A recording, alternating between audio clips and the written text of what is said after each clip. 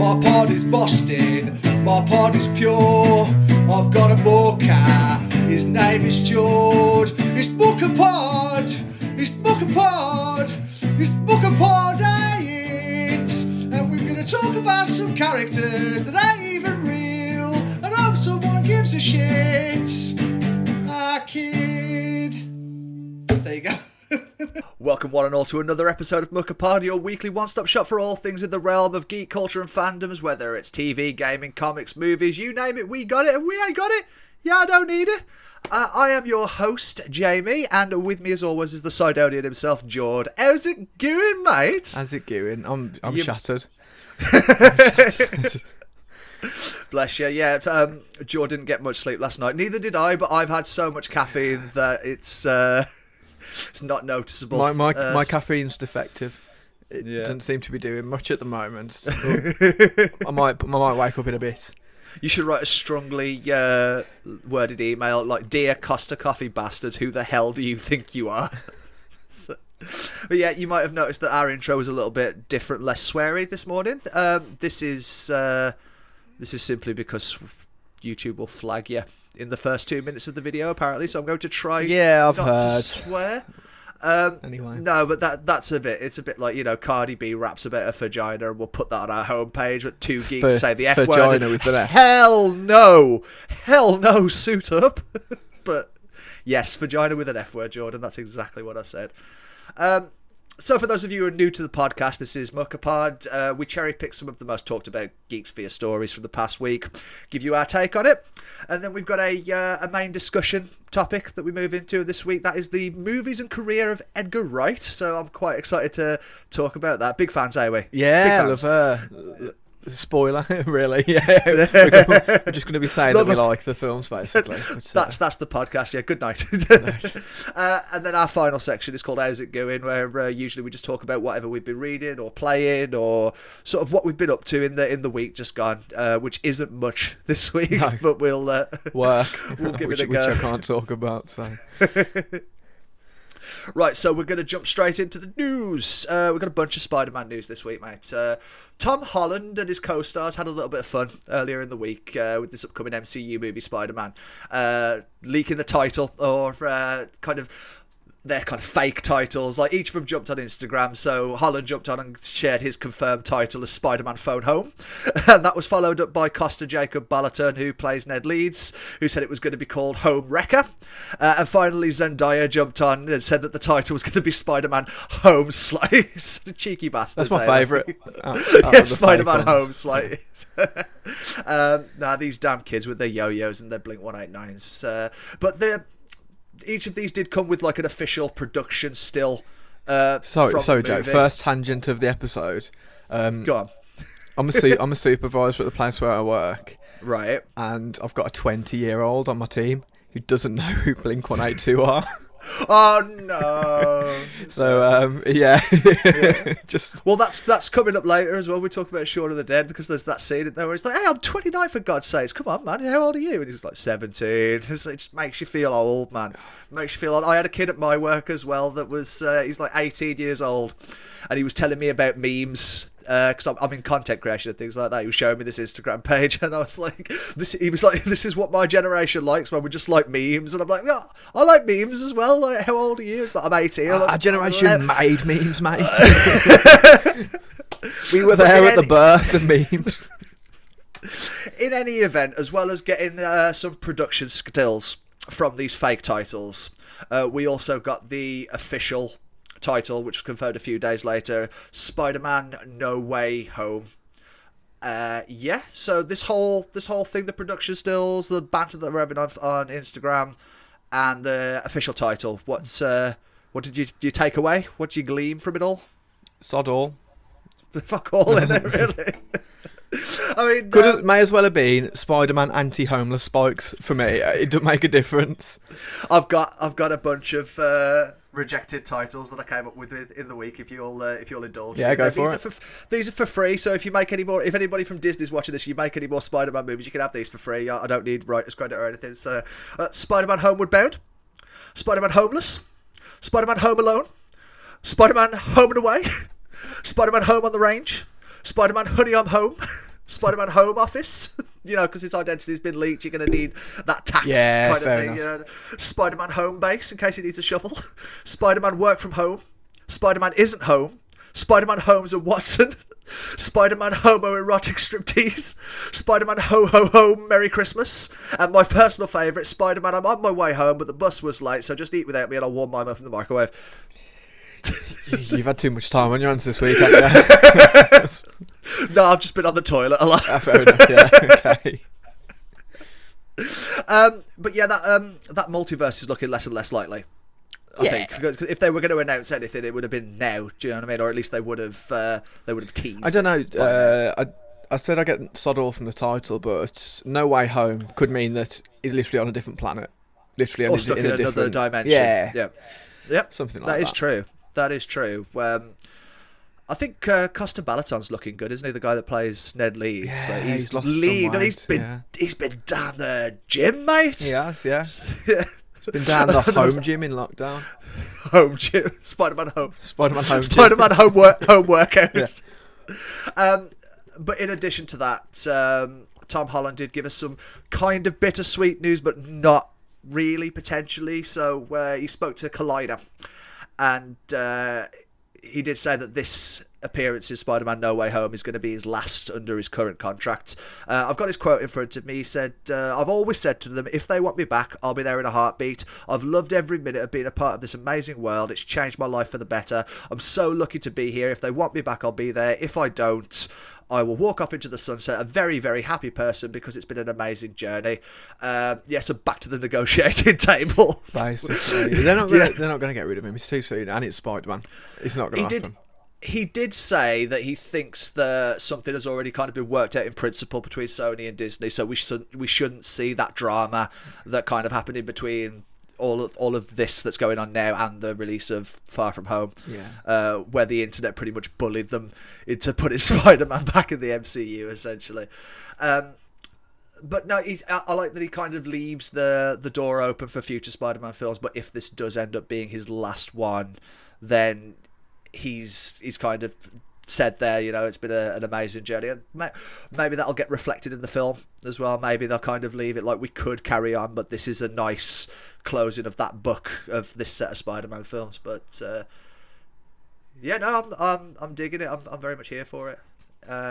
Still meant to come out this year, and they stress as well, only in theatres. That's something that they've said in these interviews as well. It's coming only to theatres. So will it come this year? We don't know. Fingers crossed. Probably not. Probably not. No. A lot of people are getting excited now because we've kind of got a light at the end of the tunnel for the end of all this lockdown stuff, but I'll believe it when I see it. Like, I've seen some of my friends booking gigs and booking tickets to festivals and stuff. Fucking optimistic, innit? Yeah, I can't do that. No. I can't do that just yet. Okie dokie, so we're in the rumour mill now, mate. Settle in. We're gonna go through the rumour mill.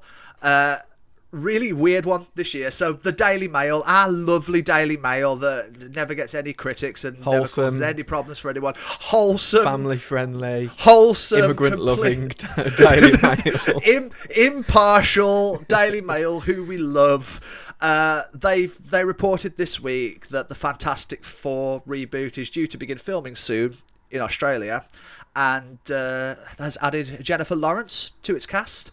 But nobody's confirmed or debunked this rumour as of yet, and sounds like bullshit.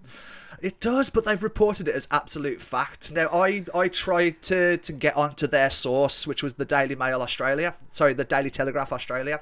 But it was one of those websites that was behind a paywall. Yeah, and that's also for just another. I believe isn't that just another Murdoch paper anyway? It's like you.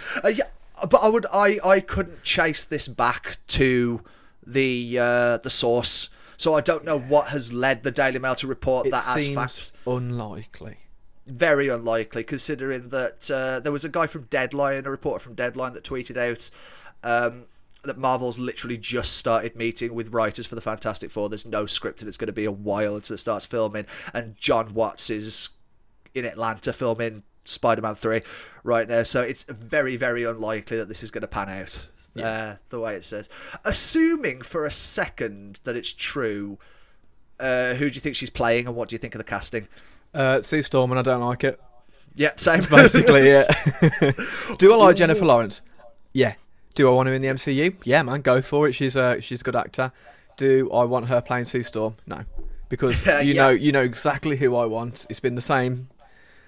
I'm one of the normie guys that wants. Oh, Emily Blunt. Yeah, Emily Blunt. I think she's. Good choice, I think it's a no-brainer. I think that couple, the on-screen chemistry that they've got, obviously the behind-the-camera chemistry that they've got. Oh yes. You've seen. What was that film? Where they the husband. Sorry, I'm so tired. It's okay. The husband directed A Quiet Place. They smash the dynamic, and it's yeah, absolutely. It's the best. Absolutely. It's the best interview that they possibly could have done for Reed Richards and Sue Storm. So yeah. No, definitely. I don't like the casting because of her in X-Men. She did a good job in First Class, and then as those films went on, she kind of phoned it in more and more. And I always get confused when people are like, "Oh, they're just cashing in. They're just doing this for a paycheck." And it's like, yeah, you're getting paid quite a lot of money for this. Put a bit more effort in. She was relatively unknown, I think, or like I said, relatively unknown when she did X-Men First Class. No, I don't think that's true. No, but in comparison, because the Hunger Games hadn't happened yet, she wasn't a big Oscar-winning megastar. They had, or they were just starting. She wasn't a household name yet when she did X-Men First Class. But by the time X-Men Apocalypse and X-Men Dark Phoenix rolls round, she's like an international megastar, and I totally got a. Oh God, no, you are absolutely right. X-Men First Class came out before Hunger Games. Wow. Yes, yeah, but the reason I'm bringing that up is because I kind of get a sense from her in those later X-Men movies that I'm too good for this, I'm too good to be here, and I don't want that to happen, especially with a property like this. No, I don't think it was her fault. I think they were bad films, and it's not her saying I'm too good for this property. It's her saying I'm too good for this particular film. I'm in a contract that's now put me in a shit film. So that's true. Can't blame her. That's true. Do you know what? So were we, Jenny. We were too good for those movies. Yeah. The whole thing about the Fantastic Four and why they reported that just as fact and just dropped it in without it being in a headline or anything is confusing. But Marvel is filming in Australia for the foreseeable future, and Jennifer Lawrence is heading to Australia, and we know that another Marvel property is being filmed at the moment there, which is Thor Love and Thunder, or as we like to call it, Thor 4 More Thor. One more Thor? Potentially post-credits, something like that. Maybe. Nah. I think the likely thing is Australia is one of the more opened up countries, and that there's going to be a lot of films shooting there. Doesn't necessarily need to be Marvel. No, that's true. So it could be anything. Yeah, that's it. Like the more accurate title here, like a lot of the comic book movie websites have been like, Fantastic Four adds Jennifer Lawrence, but a more accurate title is actors are going to Australia to make films. But that don't get the clicks. Yeah. Does it make us a shame? No, it doesn't. No, you need to be very clickbaity in this industry. So we'll probably go with the title "Fantastic Four adds Jennifer Lawrence" for this YouTube video. That's what it would call. She's in the thumbnail. It's a Photoshop image. She's wearing the uniform. It's there. Make it happen. Mystique has. Never mind. Please do that. Mystique in the Fantastic Four uniform. Come on, man, you know you want it. But there was an odd article off the back of this as well. But in the wake of this casting, it was on comicbookmovie.com, and it says Marvel fans have rallied around Jessica Alba off the Jessica Alba.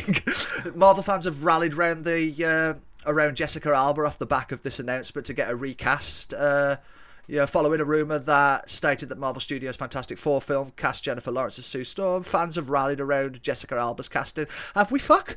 No. Did we fuck? I didn't get that memo. No. We rallied around Jessica Alba. No, those films were terrible, and she was one of the worst parts of them. If I'm rallying around anything, it's Thing casting with. Chickless. Yeah, Chickless. Get him back. Yeah, get him definitely. Back. If Chris Evans was able to brand for the MCU, Chickless should be allowed to. Do you know what I mean? But also you could probably extend that to Jessica Alba, so that's like a but double negative. Have you seen those films? I don't have fun memories, man. She probably did is posted a tweet and then 1,000 people liked it. Do you know what they use in this article as supporting evidence? Tell me. For rallying. Two tweets, and one of them literally says, Jessica Alba was so good as Sue Storm in Fantastic Four. That's it. Ramblings of a madman right there. That's hardly rallying. I am calling you out, Cass Clark at comicbookmovie.com. We are not rallying around Jessica Alba. Don't speak for us. Hashtag not my invisible woman. If anything, I'm rallying against Jessica Alba. Don't put her in the films. There we go. You can have that for your clickbaity article. She's made enough money. I don't feel bad saying don't hire her. She's made her money. I want a good film, especially when it comes to Fantastic Four. I just want a good film. Well, we all want a good Fantastic Four film. If one could ever exist, it's now under Feige, under John Watts, under Marvel. Mm-hmm. If this is it. If this Fantastic Four film isn't good, then a good Fantastic Four film can't be made. Yeah, essentially. So Loki got a release date, mate. It did, which is good. So 11th of June. It's a little bit later than most of the sites had advertised. I'd heard May. But still really soon. Yeah, it's good to have that date to mark on the calendar, isn't it? Technically, first half of the year, I believe. So. Technically, it's quarter one. Oh no, quarter might be quarter two. We fucked it, mate. Wait, it's usually me, buddy. Yeah, excited for Loki based on what we've seen because we forgot about that. Looks like we're gonna get. Looks like it's gonna be sort of Agent of Asgard-esque sort of storyline, which I'm down for. I think. Yeah. Which also did. Linked in with Miss Marvel in the comics and was actually one of my favourite storylines in Miss Marvel where they had that crossover. Oh really? Yeah, it's really good. He visits her high school basically. It's a cool one. And leaves. I won't go into like the actual storyline of it, but the aftermath of it is there's like some alien bodyguards outside her school that then just sort of become fact, and you go back to a school like a couple of volumes later and they're just still there. There's just like a wide shot and you just see the alien bodyguards outside. So this is a well-established dynamic now that the school has alien bodyguards and people just leave it. I love it. Comic books are weird, man. Yeah. Comic books are weird. No, I'm pretty unsure as to what to make of it with what we've seen so far. Obviously, like you said, I'm getting that kind of Bourne Identity, James Bond kind of vibes from it, with Loki as kind of this Jason Bourne kind of esque character. But I've got mixed feelings about it, but Tom Hiddleston always kills it in this role. Like he actually redeems Thor 2 for me quite a fair bit just by being Loki in that movie. Is definitely the best part of it. Also, it's the first MCU piece of media that's going to take place outside of the established timeline. Yeah, obviously Loki in MCU proper or MCU Prime or whatever was killed in Infinity War, and this is a readjusted timeline version of Loki. So I don't know how much they're going to lean into that or what, like the ramifications of that might be for the film series. I think it might be something along the lines of the Time Variant Authority sort of approach him and go, "Oh, you don't belong. You bugger, you Loki, up to your old tricks," and then they sort of have him and like. They're like, right, we're going to lock you up here forever because you don't belong in this timeline. And it's like, but I can help fix other timelines. Hey! Something like that. I'm going to have a bargain with this. I just want your dialogue for that. Loki, you bugger, you don't belong here. It's like, no, but I'll help you. Yeah. Written and directed by Jord. So they also announced a couple of things off the back of this, but the only other thing worth mentioning for this podcast, sorry mate, is Star Wars Bad Batch. Did you see that teaser image? Saw the logo. Yes, it's kind of like this Clone Wars spin-off, the Clone Wars animated series. It follows a ragtag group of clone troopers. I haven't watched any of the animated Star Wars stuff, to be honest with you. No, I mean obviously all you hear is good stuff, but I haven't seen it either. It's got its audience. I know this is probably going to mean quite a lot to a contingent of the fandom. Yeah, definitely. There's too much of it to start now, though. It's too daunting. No, I hear it's all good. I hear good things, and I kind of fill myself in on what I need to know to carry on watching the Star Wars that I enjoy watching. But I like you said, there's a lot of it, and as much as it gets good in later seasons, I've heard that it starts pretty ropey. You know, it's for kids. Sometimes that if I'm not truly invested, it grates on me. But no, yeah, I'll get Republic Commando vibes off it, and it's looking good. And yeah, no, fair play. Looking forward to. Well, not looking forward to that. I won't be watching it, but I'm glad that it exists for the Star Wars contingent. It's a happy day for them. Good for them. Yeah. So the next thing that I've got up here is Zack Snyder. He's back again. He hasn't seen Justice League. So I take issue with this. You take issue with that? Yeah. Hold on. Let me. All right. I'm gonna let you finish. Let me finish. Yeah. So, our Lord and Saviour, Zack Snyder, was speaking to Vanity Fair this week and revealed that his wife Deborah had advised him not to watch that heavily bastardised version of Justice League, or like I just said, just Ass League. Am I right? He also revealed that he's not being paid for the Snyder Cut, not a penny. And his reasoning being that he didn't want to be beholden to anyone, and it allowed him to keep his negotiating power strong. So, go off. You take issue with him not watching the first cut of Justice League? Yeah, watch it, see where it went wrong, don't repeat the mistakes. That's a smart thing to do, in my opinion. It's a film that got made, whether he wants to admit it or not. That's true. That is true. The thing is with that, though, is it might be a bit of a potentially a bit of a trigger point for him, because during the production of Justice League, obviously the reason that he left the project is that he lost his daughter, and then not only that, but they take this film that you've spent a lot of time and effort working on and setting up in previous movies, and they take it and they completely mishandle it. It's probably hard for him to watch it. I think he dodged a bullet. I think that woman loves him, and he's never let him go. She's got a good one there. No, sorry, he's got a good one there. I wish I had somebody in my life to tell me not to see I don't take Justice too much League. issue with it. I just don't want them to cock this up. You watch it come out and it's the exact same thing, but with just a few more shots. Wouldn't it? It would. If nothing else, it's going to be a vision, though. If nothing else, it's going to have an identity that sort of tracks with Man of Steel and Dawn of Justice, because that was one of my main issues with that Whedon cut, shall we call it, of Justice League, that it was just like so tonally inconsistent with what had come before it. Let's not talk about everything wrong with that film. Yeah, we'll be here for fucking days, mate. But in terms of him not being paid for it and making it as a pure passion project, that instantly sparks my respect for Snyder quite a fair bit, because he takes a lot of shit. The guy takes a lot of shit, but obviously this guy has got unfinished business with this film. It's like, no, I cannot let this go. I am coming back. I don't need a salary for it. I need to see my original vision for this movie through as best I can with the materials that I've got. I don't want your money, sir. I need to get this done. Been paid millions for it. It's not like he's strapped for cash, is it? You got no sympathy for the upper echelon, have you? No, God no. Eat the rich. God no. I've got respect for that. He's putting in man hours. Do you know what I mean? So, okie dokie.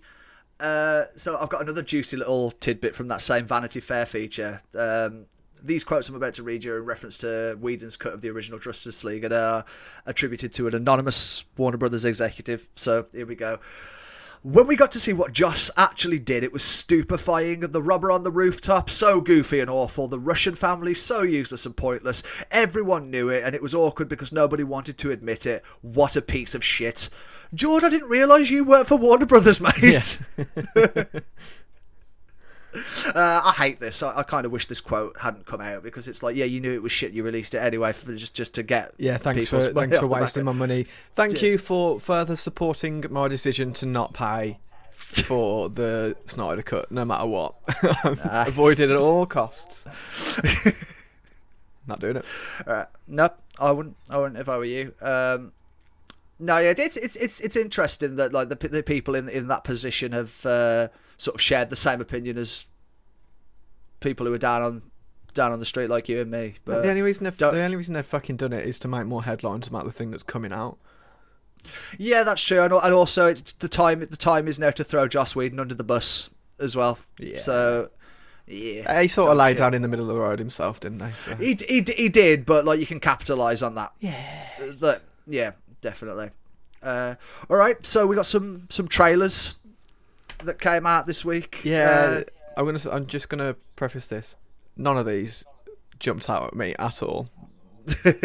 Not even slightly. Don't expect some groundbreaking commentary from me on this one, Jay.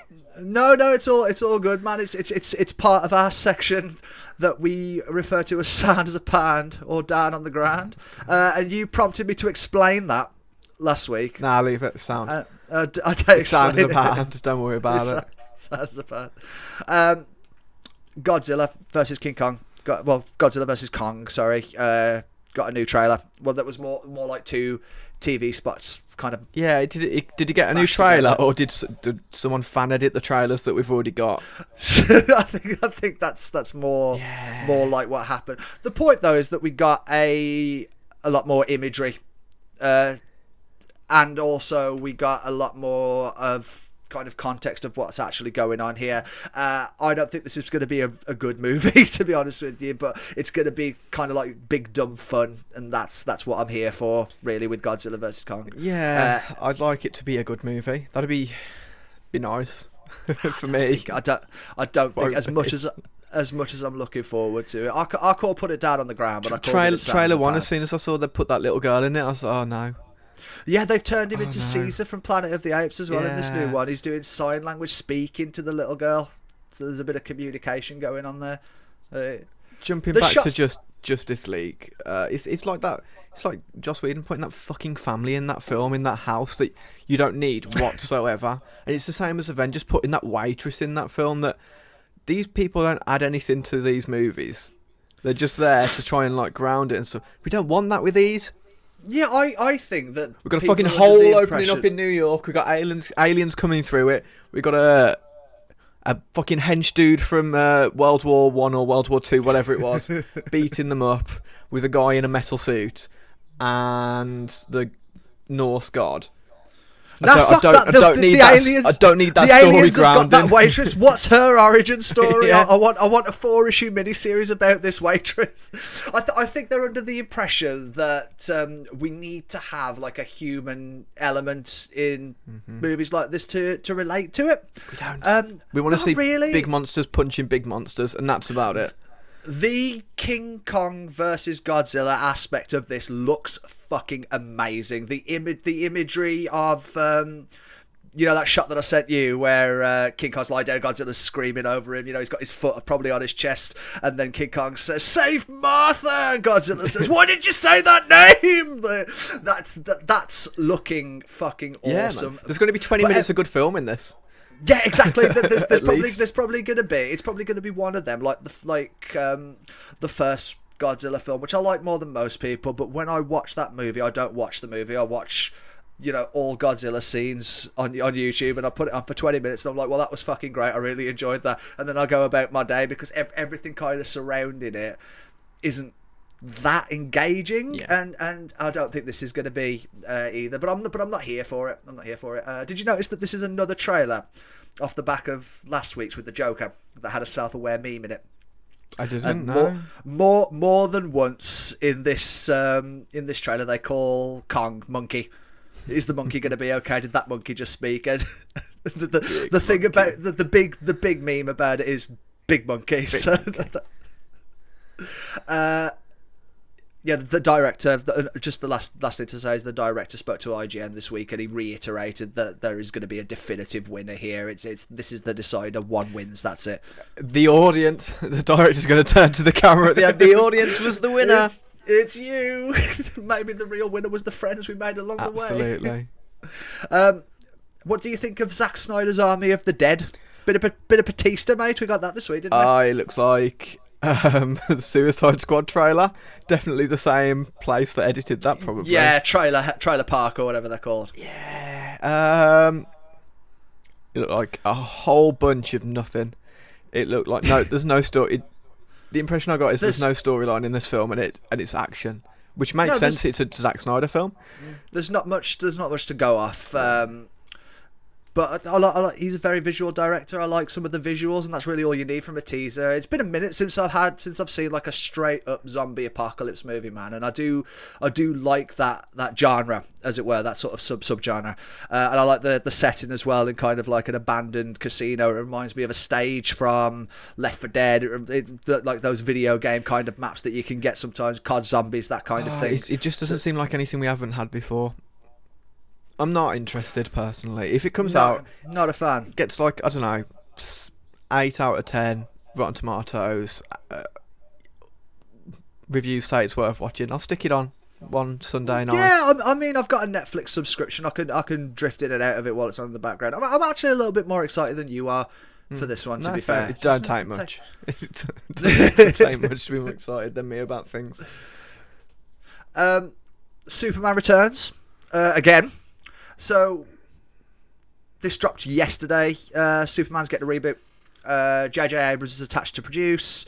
It's in production at Warner Brothers. It's getting a story treatment by novelist Ta-Nehisi Coates. Henry Cavill's not attached, but he's keen to reprise. Happy with all that? Couldn't care less. Couldn't give less of a shit. It's been almost 8 years, if memory serves, since we've had a good Superman movie. A solo Superman movie, sorry. I just find Superman boring on the big screen. I understand why he works in comics. I just think he's pretty hard to make relatable in films, and because of what you've got to do is give him a little girl. Yeah, to do sign language with him, and I would really relate. I think more films should monkey. Do that. Home. Superman. Go on, sorry, you were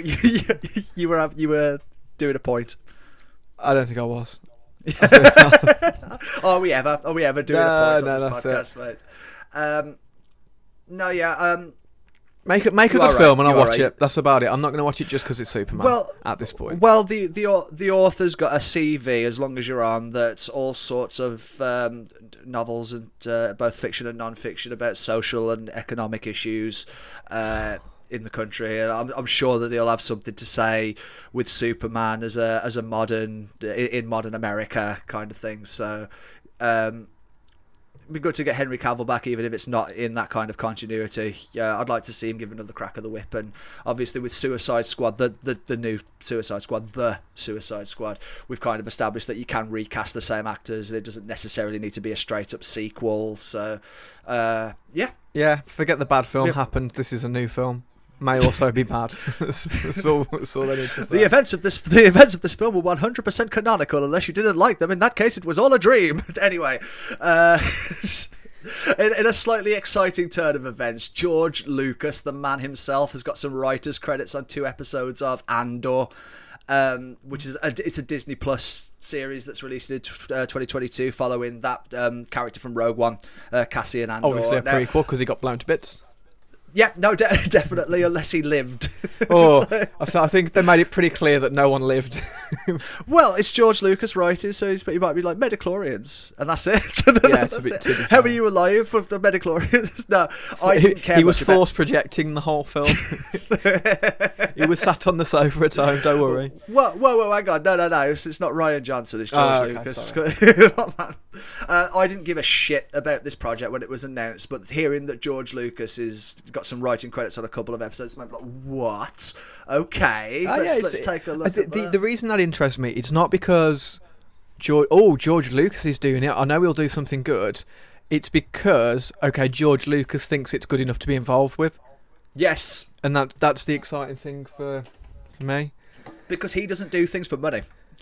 He doesn't just shit out a project. He carefully selects what I hear he's broke, mate. I hear he's living on the streets. I don't think so. No, he's like one of the richest people in media, isn't he? So he's not doing it for the cash. It's the beard, man. It's the beard. A beard can make anyone look homeless. That's why you took a shave, and I did as well the other week. So I got rid of my caveman beard since I've got people to be in front of again. George Lucas writing for Star Wars again after all these years, especially with all the sort of behind the scenes drama that we've gleaned from it. It's going to be interesting, man. Do you see that picture of Obi-Wan Kenobi? Yeah, man. Personal trainer, swole to the fucking soul, eh? Looking good. Yeah, no, definitely. How old is he? Look, How old is Hugh McGregor? he's got to be in his late 40s, early 50s, surely. Obviously, this is him getting in shape to start filming Kenobi fairly soon. We talked a bit about that in our last episode. He's turning 40 in a month. So no, 40, 50. Sorry, 50. I was going to say he's younger than I thought he was, man. He's turning 50 next month. So yeah, that's he's definitely looking good for his age. He's looking. To be fair, he'd be looking good for my age. So. I don't think either of us will ever look that good, even at our age in 50 years' time. It's just not happening because we haven't got Hollywood dietitians and personal trainers, unfortunately. Or a fucking $5 million check being waved in front of our noses to give us the motivation. Yeah, on the treadmill like a carrot on a stick. No, this is easily one of my most anticipated projects. I cannot wait for this Kenobi Go Disney Plus series. I'm glad he's getting back into shape as well. I'm surprised that a Jedi living in the desert can get so jacked. I don't know how he's managing that. Tons of bantha steak, 5 blue milkshakes a day. Yeah, some more Star Wars references to get you swole. Yeah, get steroids off the Jawas. Yeah, that's another one. No, I don't know enough Star Wars references. Oh, Can't make any. I was like, yes, he's got it. Oh no, yeah. So there's a Twisted Metal. I nearly said Twisted TV show. Twisted Metal TV shows in production. Deadpool and Zombieland writers. I don't know what the fuck Twisted Metal is. Twisted Metal is a PlayStation property that's kind of like a destruction derby kind of thing. So it's like Mortal Kombat with cars. If you were gonna picture it. The synopsis alludes to a motor-mouthed outsider taking a mysterious package across an apocalyptic wasteland, and he meets all kinds of marauders, including Sweet Tooth, which is like the clown who is a like the sort of de facto mascot of the franchise. It's got a really fucking cool creative team behind it, it gives Mad Max and Old Man Logan. Okay. Exactly, it gives me those kinds of vibes. Sounds people good. The writer of Cobra Kai is writing the script. Have you seen Cobra Kai? I haven't seen Karate Kid, so I haven't jumped into Cobra Kai. You don't need to. I hear it's good. You don't? No. Okay, that's cool. Because my partner's desperate to start that one. So good. Yeah. Okay. Well, sorry to interrupt. No, it's not a problem. Not a problem at all. But the writer, the lead writer, is taking the script for this as well. So, and it's going to be an action comedy. So, looking forward to that. I'm really looking forward to that. Yeah. Actually, the more I read about it. So, and I don't know shit about Twisted Metal either. So, it does sound interesting. I'll check it out when it comes out if it doesn't get dog shit reviews. So, and also if we can get it in this country. So. Oh, we'll get it, mate. We'll find out where we have our ways. We have our ways. Right, so sort of round out the TV and movie news. So big lovers of 90s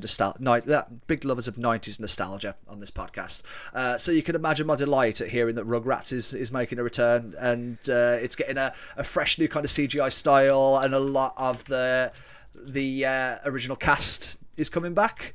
I'm glad this exists. I don't think I'm going to dedicate any time to watching a Rugrats cartoon. I'm more excited for you, to be honest with you, Jord, because you've got a kid who's in that age demographic, so you're going to have like a reason to sit down and check this out. Did you enjoy Rugrats as a kid? Did you partake? I watched it, but it was never my favourite. I was much more of a Cartoon Network, Ed, and Eddie, Dexter's Lab sort of kid. Oh, right.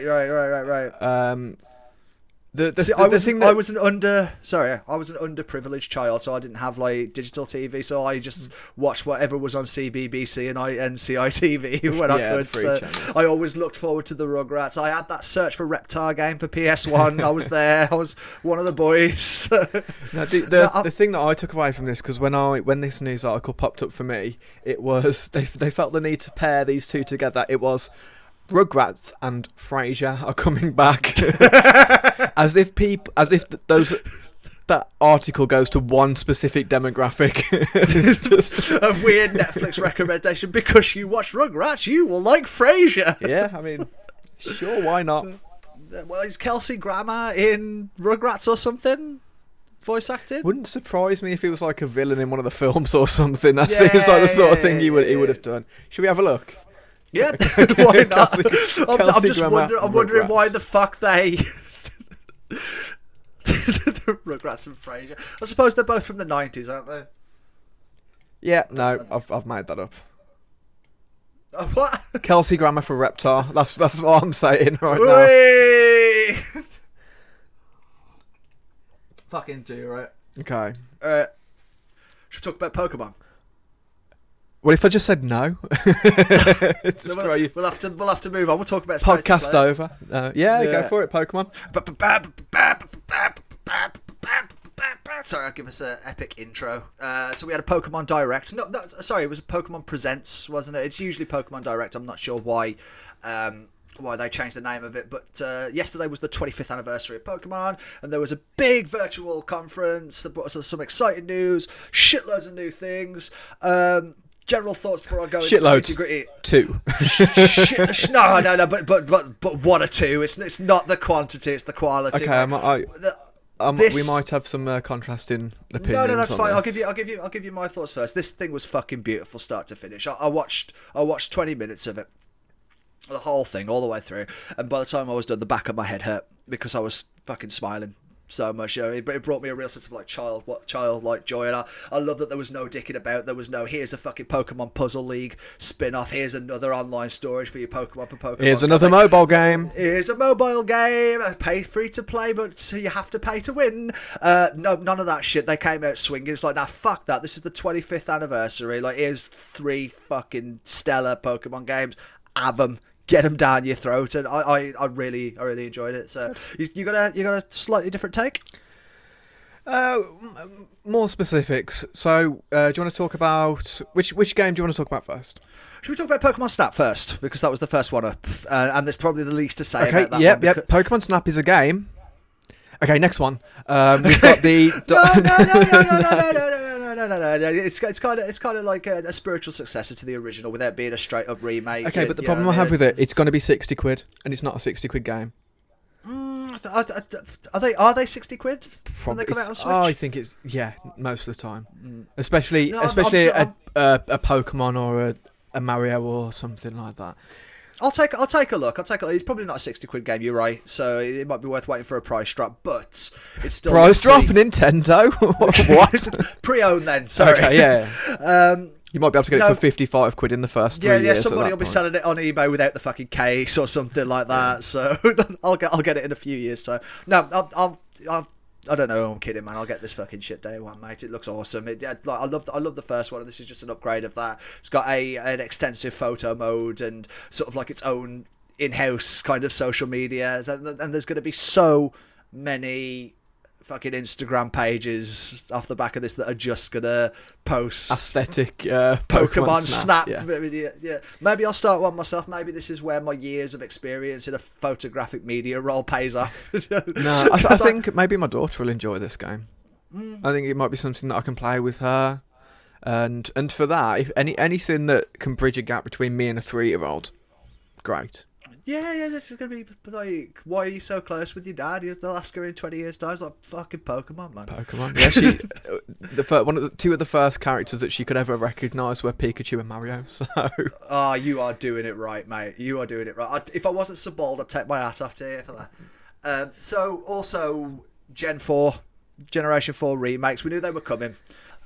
Might have been a slightly jarring editing cut there because Jordan's cat decided to launch head first out a fucking window. Yeah, so you just said launch head first. There's more truth to that than you might be thinking. God, run us regale kitten news, breaking kitten news. Yeah, so my I've got a 4-month-old kitten that we got my daughter for Christmas. Hey, I saw ya. I can see ya. Sorry.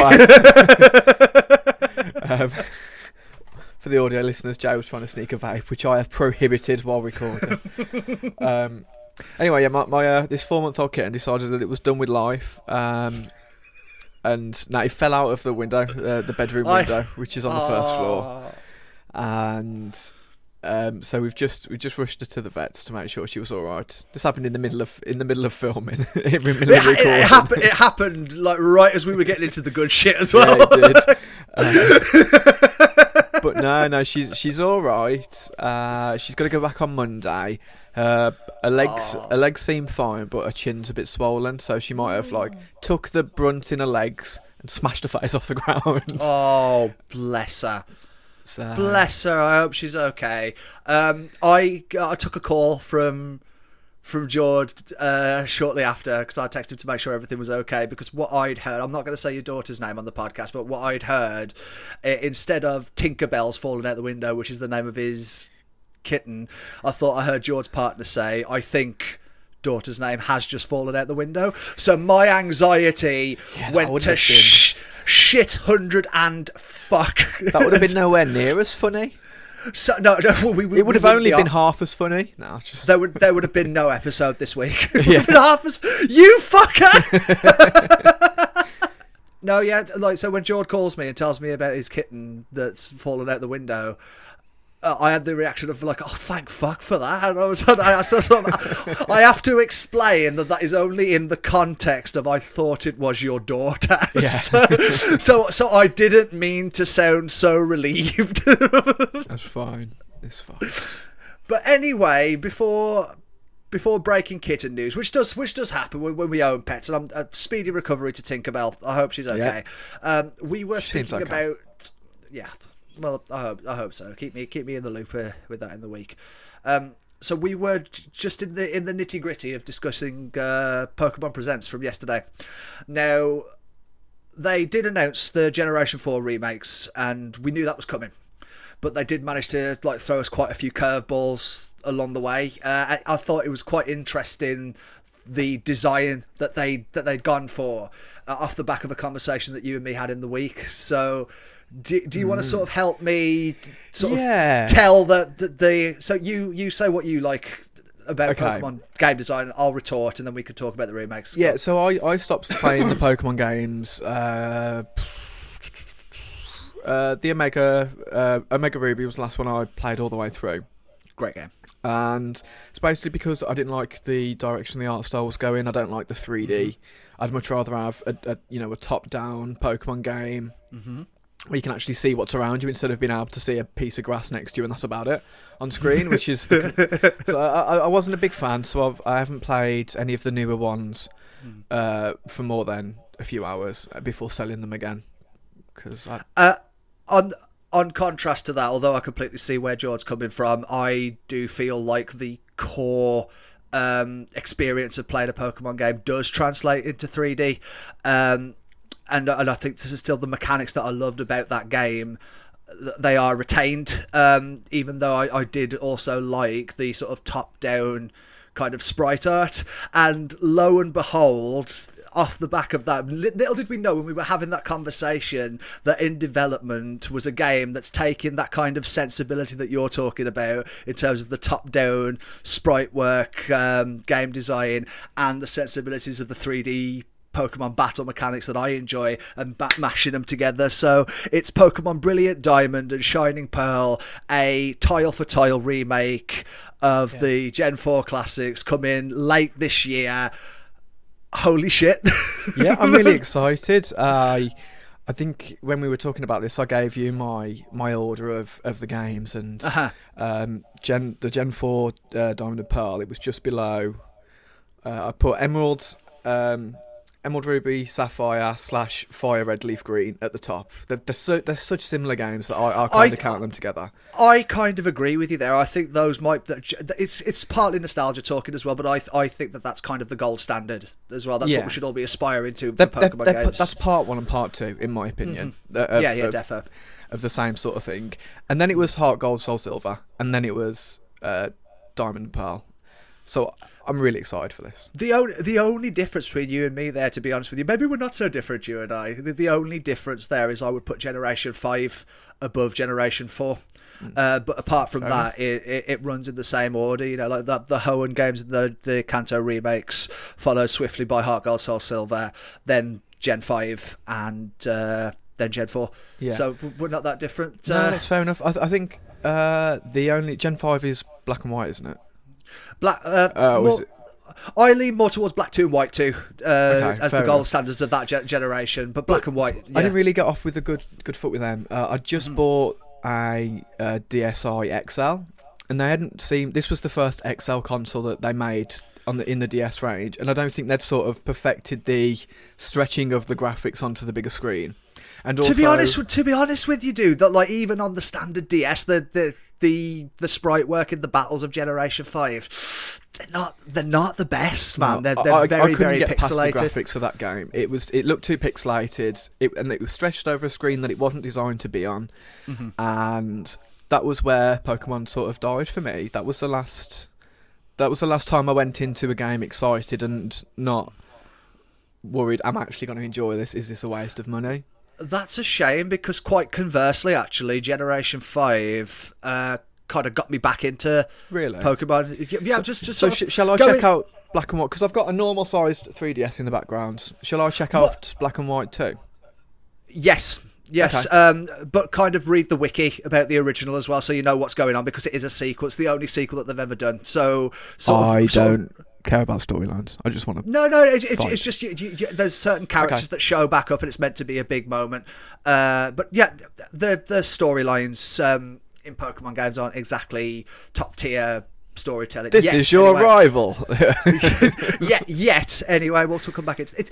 Do you know what? Actually, it's funny that you said that, because the rival character in Black and White is really interesting, and that's probably where you need to read the wiki, because that character does show back up in the sequel. So look up. The character's name is N, as in the letter N. Just look up N and read his wiki page before you play it. But no comment. It is a shame that the graphics are kind of what put you off with Pokemon, because the contents of the games are pretty great. I would liken it maybe to imagine a guy that was like, I can't play the Switch, I can't play Nintendo Switch because I need my 4K resolution, I need my 60 teraflops a second or whatever. You would say to him, that's a shame, man, because you're missing out on so many great games because you can't get past the graphics. Yeah, but I also think that's a bit different. Like, it's an 720p, 1080p. If you can tell what's going on, and if they do it right, like they have done in a lot of cases. I'm just trying to speak your language. I know it's not a shot for shot comparison, but I'm just trying to give you. This is an anal G. Yeah. I'm like a unique case in this because I've got really bad eyesight. I know I'm wearing the glasses, but they don't correct it properly. So if I can't really see something, I can't really see it. But that's also why the 4K to 1080p thing, I can't tell the difference on that either. They both look fine. They both look the same. It's not. It doesn't change for me. There's quite a noticeable difference having one that's 4K and one that's 1080p. And when I do watch it, different things on different displays. There is a noticeable difference. But let's get back to these Gen 4 remakes for a little bit. So where is Platinum? Because this is exactly. Platinum's got extra content.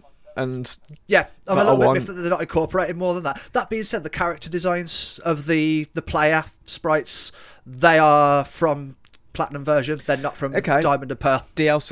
The outfits. Give me DLC then. Sure.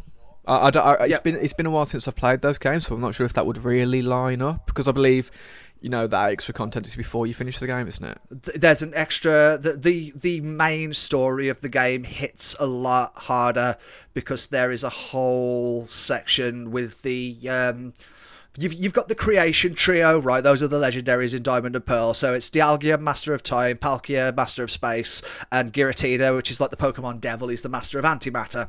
And rather than just facing one legendary, like Dialga at the top of Mount Coronet, which is sort of like the main set piece, you follow the leader of the team villains into what's called the distortion world, and you fight Giratina there, and it just hits you so much harder. And also there were, if it's a faithful retelling like they're saying that it is, there's going to be a lot less Pokemon in the main game and a lot more in the post game, which we don't really want, because in Diamond and Pearl there was an Elite Four member called Flint, who is the Fire Elite Four member, and on his original team, because he was restricted to what was in the regional decks and not the national decks, he had one fire Pokemon on his team, and he's supposed to be the fire type leader.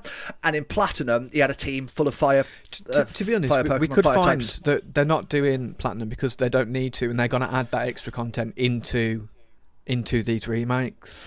In Pokemon Omega Which Ruby actually, and now I Alpha, think about it, that would be the best. That would be the best scenario because then you get them in both versions. They've done that. There is precedent for that because in Pokemon Omega Ruby and Alpha Sapphire there was a post-game story which was the Emerald episode, and that sort of took some plot elements from Emerald version and tied them into both versions of the game. So if they did something like that, that would be interesting. It's not actually being developed by Game Freak, which was very surprising to me. Yeah, but it is the guy who directed. It's being overseen by Junichi Masuda. He's like the Pokemon guy. He's been an institution now. Like you said, he directed the originals. I think he might have come on board in Generation 3, and he's been kind of steering the ship for better or for worse. There's been a lot of backlash to that chibi style, but I like it, man. Yeah, I noticed Yeah. that, but this is what this is perfect scenario for me. This is best case scenario. This is the thing that gets me back on board. And I know I'm not the only one. There are a lot of people who fell off when the game sort of did evolve. And also, you look at the success of sort of Pokemon clone Nexomon, which does go back to those more faithful ones, which has been doing really well on Switch in the past year. It's not actual Pokemon, but it is more like those old style top down. I believe anyway. I haven't played it myself. No, I think if you took that original sprite work, especially in the overworld, and translated it literally into 3D, I think that's what you'd end up with, like what we're getting. And Pokemon fans are probably the most toxic community out there. They're never happy. Like there is so much salt. I left a Facebook group They're today right there with, because of the amount of salt. Do you know what I mean? They're right there with League of Legends and Star Wars fans.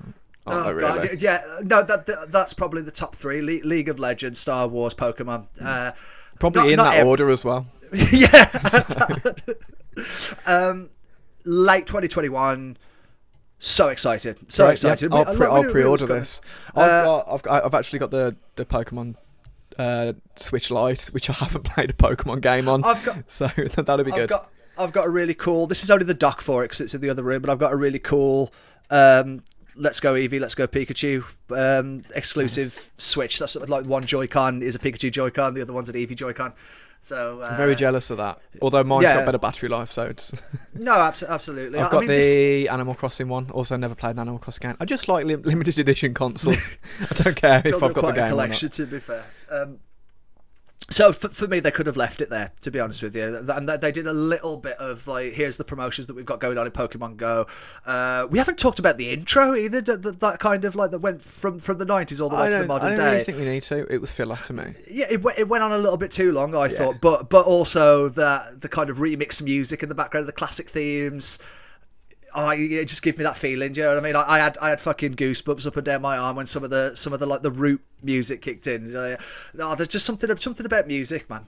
Music. But yeah, they could have left it there for me. But before they finished, they did drop a bomb and showed off some what does look like very early footage. But it's an open world action adventure RPG set in the feudal version of the Sinnoh region from Gen 4. It's called, I believe, Pokemon Legends Arceus. Is that correct? Yeah, they dropped that title card at the end. Yeah, that slow Misty Fog is fucking God himself. Is that Misty's last name? Fog.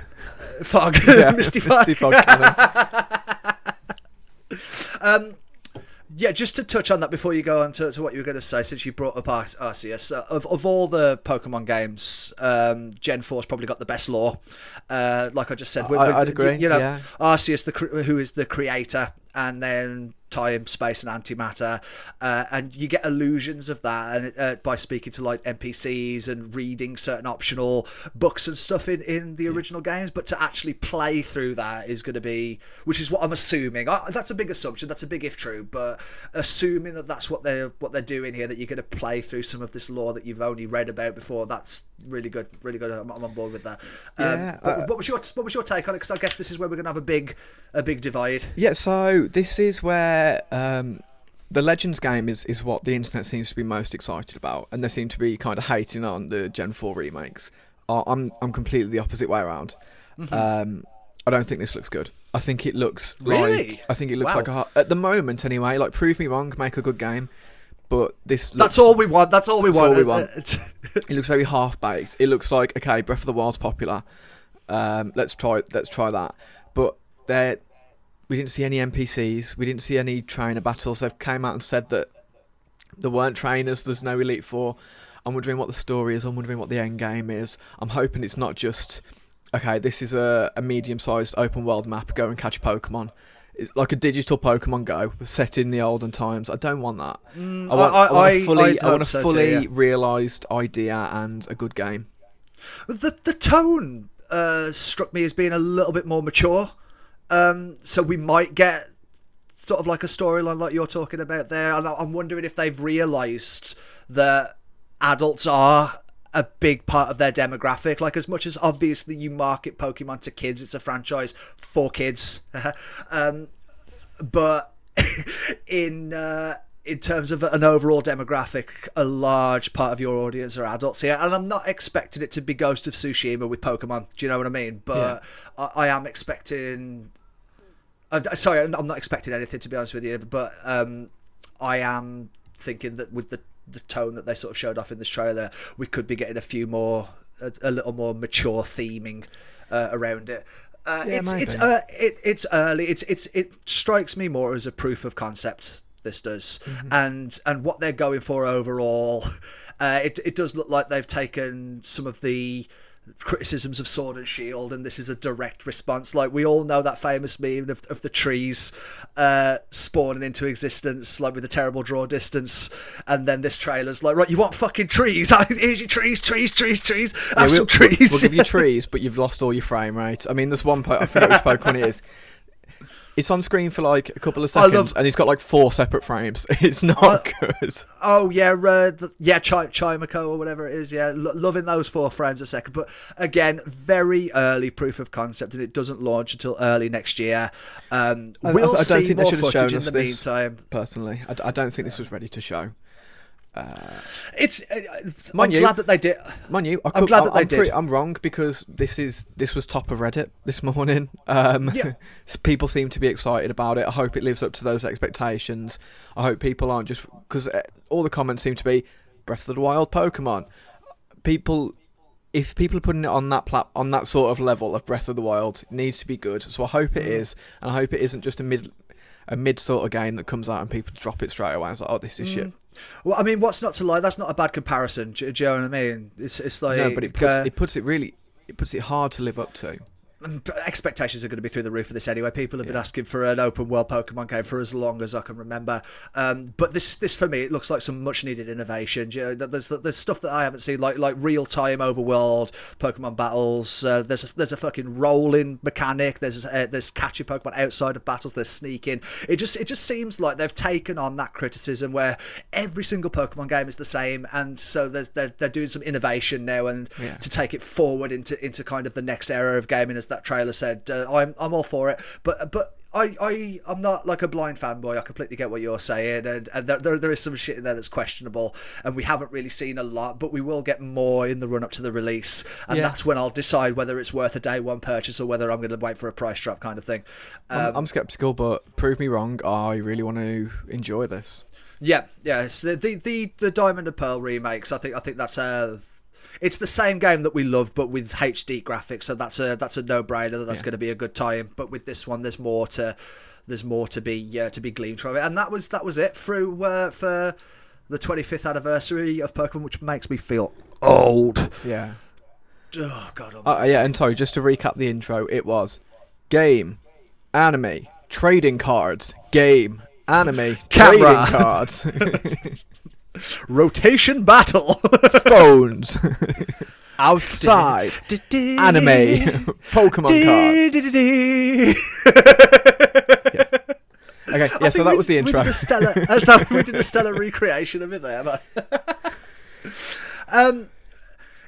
Less hype inducing, but also very nice was the previous day's State of Play, which just showed Not the AAA titles, not your God of War 2, not your Horizon Zero Dawn 2. Zero Dawn. Zero Dawn, I'm not editing it. Horizon Zero Dawn. Okay, yeah. Fair enough. Zero Dawn, not your AAA. These were like your smaller kind of games that are being peppered out throughout the first part of the year, and I like that. I like that PlayStation gives a platform like this to some of their indie developers, and not necessarily their first party big fucking AAA games, which we'll probably get more announcements for closer to like E3 time. We might even get an E3 this year. Who knows? Fingers crossed, eh? Yeah. But yeah, some of the highlights that stuck out to me. I'll go through some, like the top tier games, and then I'll just quickly list off some of the others. So we saw a bit more of Oddworld Soulstorm. Did you watch any of State of Play? I should ask. I watched the clips that you stuck in our Google Doc. Yeah, those are all you really need to see, man. To be fair, so I don't think this Oddworld trailer was as good as the previous one. It was more of like I said, just like Lorne Lanning kind of. Talking you through it. I mean, we got to see some of the new mechanics, and I feel like this is definitely like a natural evolution of the original like side-scrolling game style, which it's now more like a 180 degree kind of semi-dynamic camera movement kind of thing. I'm all for that. You know, the backgrounds and environments look amazing as per usual. Oddworld has got a stellar art department. They're doing the Lord's work over there. They always have. So they showcased there's over 1,000 Mudokan followers in the game, which are the little guys, and each one of them has got their own little emotions and stuff, which was a big mechanic in Abe's Exodus, which this game is kind of a spiritual remake of, but also not at all. Like eagle-eyed watchers who are big fans of the series would have noticed certain environments. I personally noticed Necron Mines. I noticed the FICO Depot, Slig Barracks. It's good to see that they've put so much effort into this and finally got a release date for it, which I believe is the 6th of April. And also PS Plus members like me are getting it for free. So I'm really excited about that. I mean, previous regular listeners of this podcast, if we do have any, will know that I have no stake in this. I'm not getting a PS5, and my PS4's broke. So no, that's why I'm sort of rattling off it really quickly, because I don't want to bore Jord to death. But Solar Ash, you say that you don't have a PlayStation, but it's a shame because I feel like this game would be up your street, man. Yeah, no, okay. This is the thing that spoke to me the most. This looks great. This looks really, really good. I'm hoping at some point down the line I do get to play it, and I'm hoping, well, if it's good, obviously, we'll know.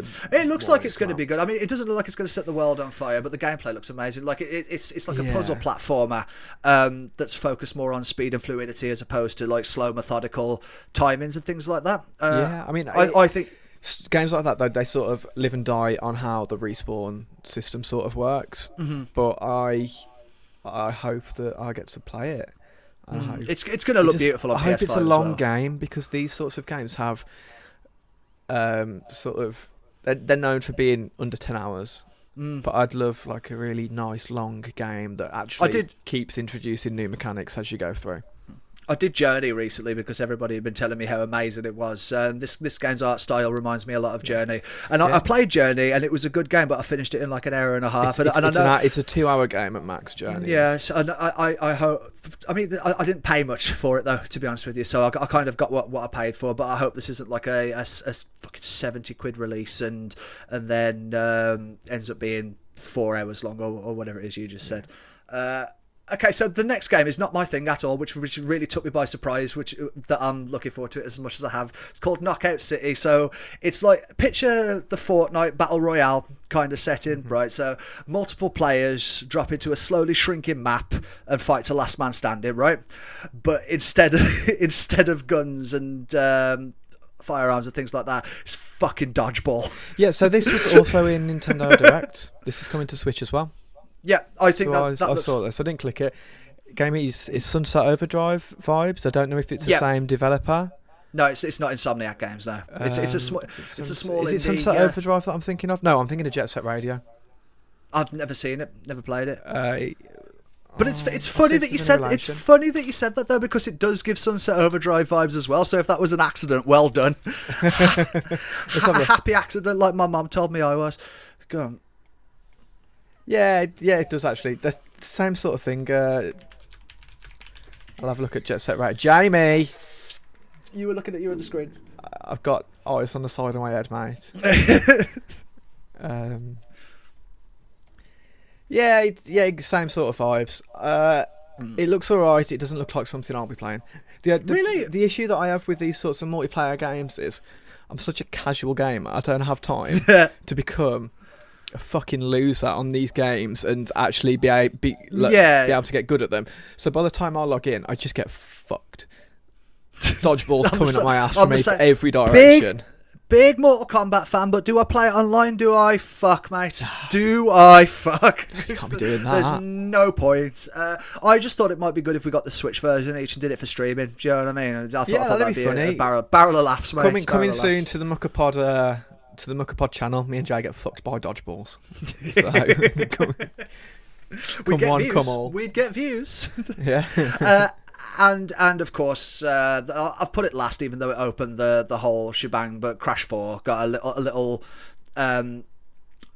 next gen teaser kind of thing. It's been out for a while. We spoke about it at length a few episodes ago. I think that shows that they're highly aware of Crash's association with the PlayStation brand to open it up with Crash. And the only things to mention really is that it's going to make use of the PS5's adaptive triggers. So when you hang on with a grapple hook, you feel the grip, and when you shoot with a gun, you feel the recoil and stuff like that. I don't really care about that, and I barely use the triggers anyway. But it's nice. It's nice to have that quality of life feature. I'm looking forward to native 4K, faster load times. To say how little this was different from anything we've seen before, Jay actually put the original PlayStation State of Play trailer in our documents instead of the new one. Did I? Yeah. Oh no! It's that hard to tell the difference. Oh dear. Anyway, I've told you before, it's not coming to PS5 because the Switch version is going to be the definitive and best version that's out. That's all I care about. Of course, mate. You keep telling yourself that. If it helps you sleep at night, you keep telling yourself that, man. Keep fucking that chicken. It does. just an aside, Joe. This might need to be a news only episode. We're approaching the time limit. We've got about 15 minutes left until we've hit our goal time. Right, do you know what then?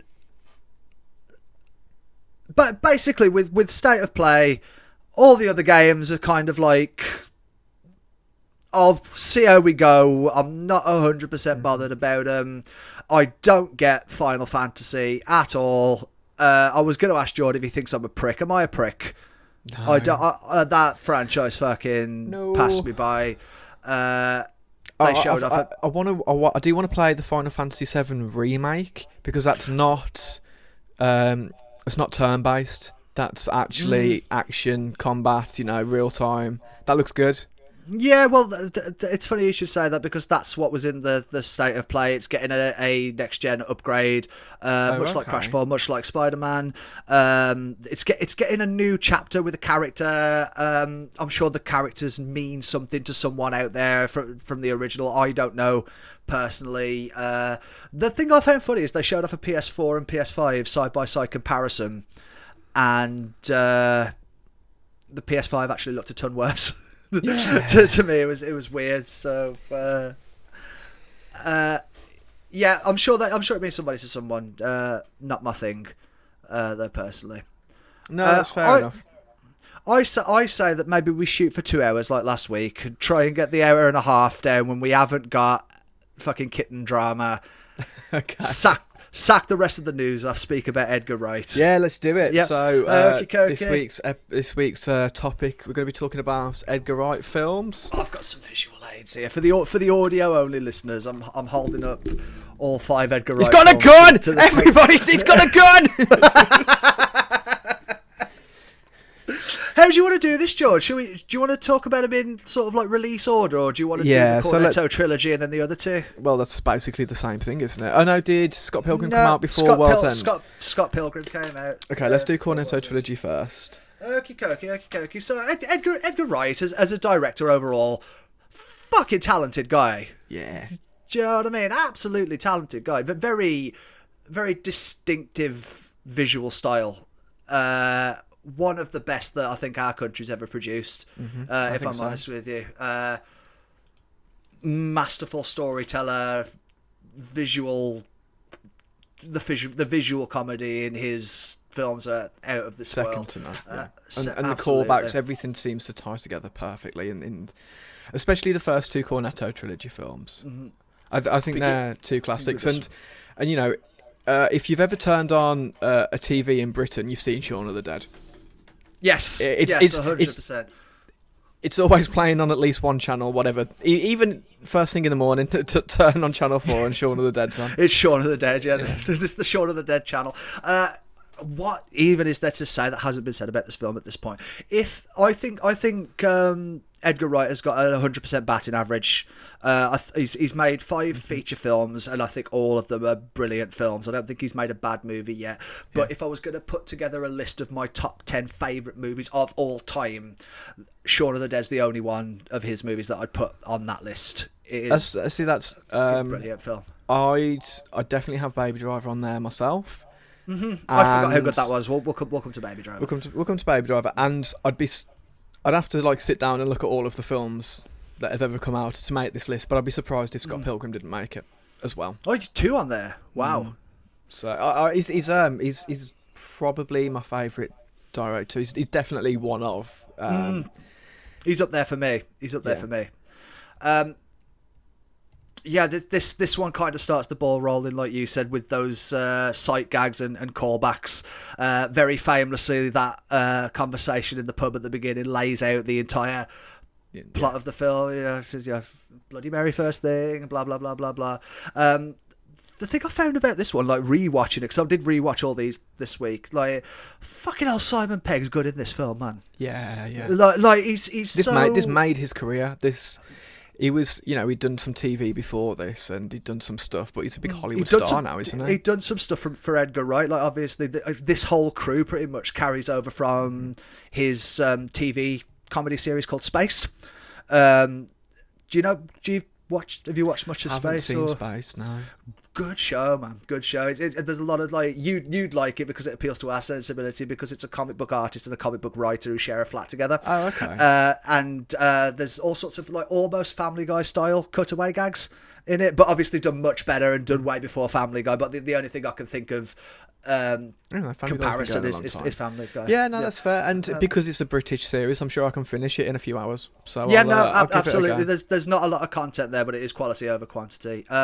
There's something so real about Sean and the way that Simon Pegg plays him that you don't get from Nicholas Angel or Gary King, which are his other characters in the Cornetto trilogy. They just get cockier as they go on. Well, they become kind of larger than life characters, really leaning into the subject material that they're kind of mocking, with Hot Fuzz being kind of like an action pastiche, and the War of the Worlds, and it said The World's End being sort of like a pastiche of sci-fi, whereas Shaun of the Dead is really just a romantic comedy that happens to have zombies in it. So the characters in that film, they feel a lot more real, a lot more grounded, and I was really pulled in by Simon Pegg's performance in this. I don't remember him being that good. Like when his mom passes away after the pub fight, like the actual feels, and kind of like there's a whole kerfuffle where he has to shoot her, then they go into the cellar.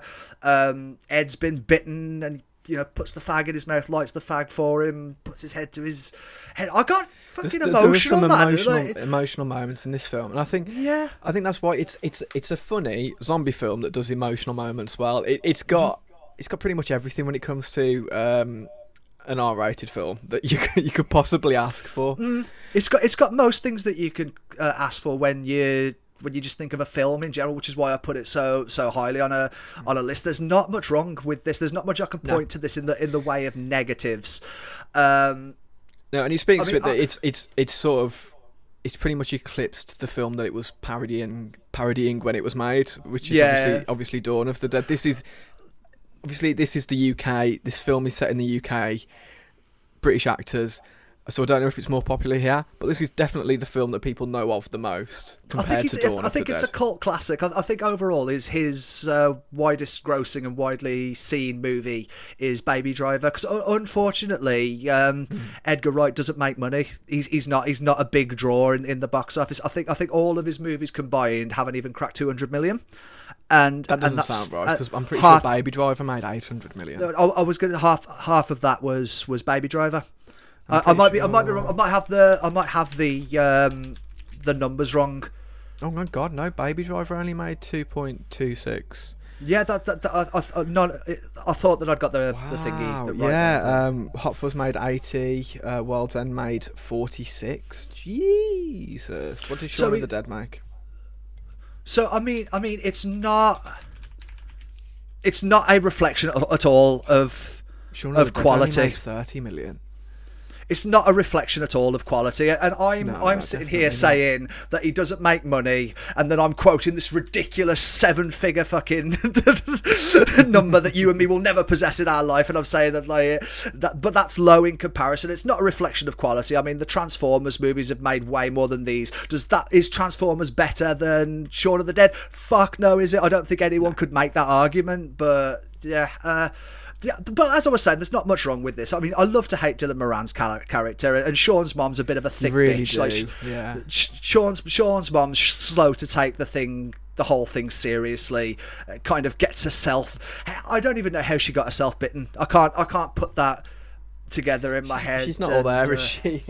She's not. And maybe there's some subtext there that I'm missing. Is she not very well, or I don't know. Go on then, since there's not too much to say about this, because it's already been done. What's your favourite line from this movie? Your favourite moment?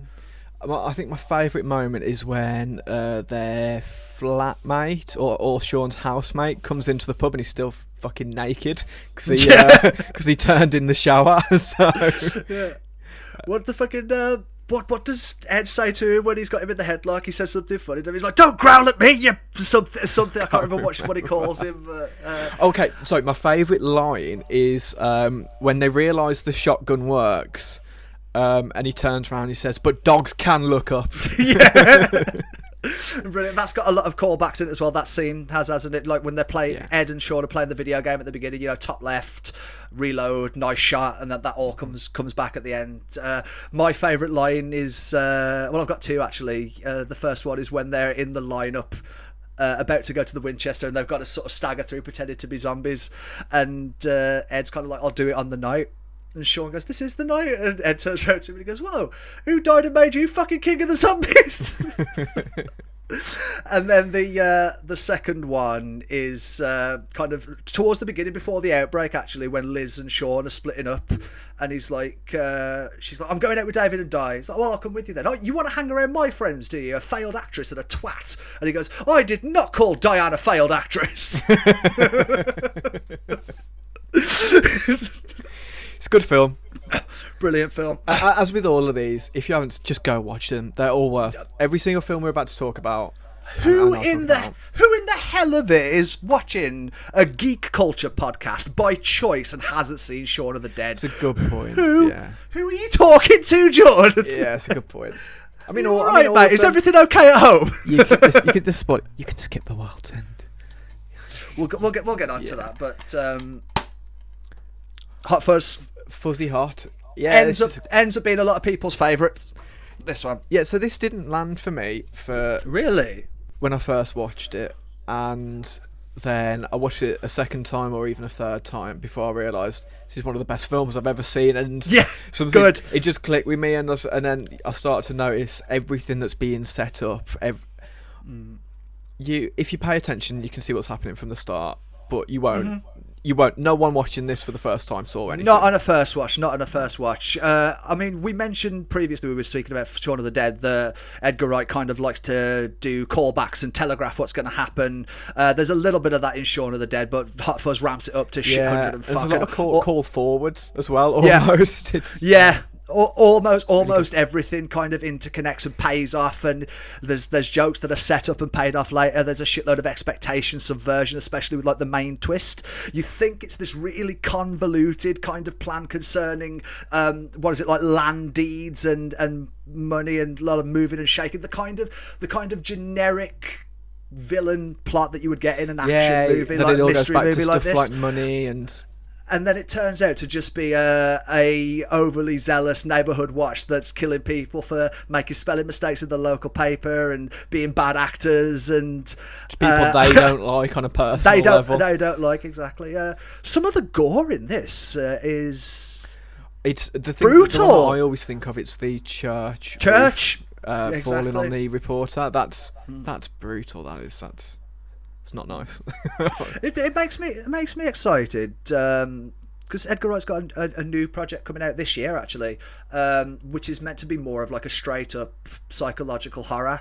Now, something I didn't mention about Shaun of the Dead just now is the rise in tension in that first act and some of the scarier moments that are supposed to be scarier. They're actually done really well. Like that, they actually do a good job of sort of like and same with Hot Fuzz. Like when Nicholas has discovered everything, and he falls into that sort of catacomb almost where they've put all the dead bodies, you the crusty jugglers, a great big bushy beard. You see you get the ramifications of what these guys are doing. I remember watching that for the first time and just not seeing it coming, and that freaked me the fuck out, man. I was like, "What is this? This isn't a comedy." Yeah, I mean, this film it did surprise me the first time I watched it.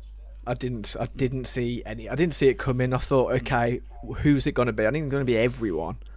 Yeah. It's everyone that you've met. It's not a who done it. It's who didn't do it. And the answer's no one. Yeah. I love that. My point of bringing up his new project is that the horror and the gore is done well in both of these films. So it makes me excited to see what Edgar's going to do with more of a straight up non-parody. It's just a psychological horror movie, if that makes sense. I think this film might have my favourite Nick Frost Simon Pegg dynamic. I think. Yeah, I'd probably agree.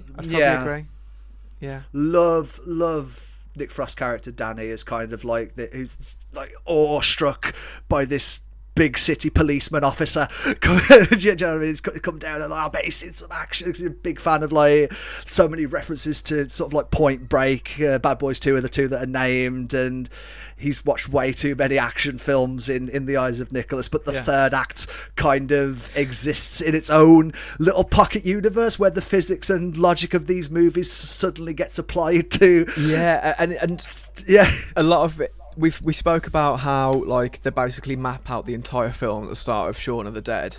We the sort of the thing that's similar that happens in this is all of the questions that Nick Frost's character is asking Simon Pegg's about, have you done this, have you done this, have you done this, Nick Frost will do by the end of the film. Which I absolutely love that. Yeah. No, I have not fired one gun in the air and gone I love how this movie builds. I love the cast of characters. Jim Broadbent and Timothy Dalton, to name a few. Timothy Dalton, fucking good in this. Yeah, absolutely. You get a lot of payoff from the jokes set up in the last act. Like I love that. I'm not gonna go through this film line by line, and believe me, I fucking could. But I love at the beginning when the police. What would you call them? Like a group of policemen, the police force, the team. They go and have a pint together. Can't say force, Jay. The two detectives. You can't say force. Official vocab guidelines. So okay, all the policeman officers go and have a pint in the pub, and the two detectives are winding him up like, "Oh, it's the country here. Everyone in their mums is pecking around here." Like who? Farmers. Who else? Farmers' mums. And then at the end, when he's on his way back to town and he's getting shot at, and the farmer shouts, "Mom!" And she comes out and she's got a gun. Love it. Love everything about it. You can tell that this was... I'd love to have seen the whiteboard. In fact, they don't do it on a whiteboard. They do it on like a big flip chart. Because I've seen some behind the scenes of how they wrote this. Seriously? Yeah, I think it's all on YouTube. Go and look it up. Really interesting stuff. I've never thought to do and that. And it's just so many definitely. connecting lines and stuff like that. It's just, I can't imagine what goes on inside Edgar Wright's mind when he's putting all this together. I'll never make anything that good. I'll never make anything as good as Hot Fuzz. I don't think, even if I try to be as talented. No. And it's really weird for me because obviously I didn't before. I come from the Black Country, but now I live 15 minutes from where this was filmed. 20 minutes, right. Gloucestershire. So I can walk out of my house, go for a 20-minute walk, and I'm in a place that's like Sanford. And they do all speak like that around here. I don't know. It's all for the greater good. It is, mate. Shall we move on to The World's End? Weakest of the trilogy. Yeah, it's this film. If it had came out and they hadn't in the build up to it, and the marketing said this is the third entry in this trilogy, this sort of anthology of films, I think it would have done a lot better. Mm-hmm. I think that actually hurt the film because it's a solid film, but it's not Hot Fuzz. It's not Hot Fuzz or Shaun of the Dead. So it's. I almost thought that when it came out, I almost thought it was a different director. I think the missing ingredient here potentially is editor Chris Dickens, and he worked with Edgar Wright on Spaced, Shaun of the Dead, and Hot Fuzz, which are all very much of the same tonal kind of continuity, as it were.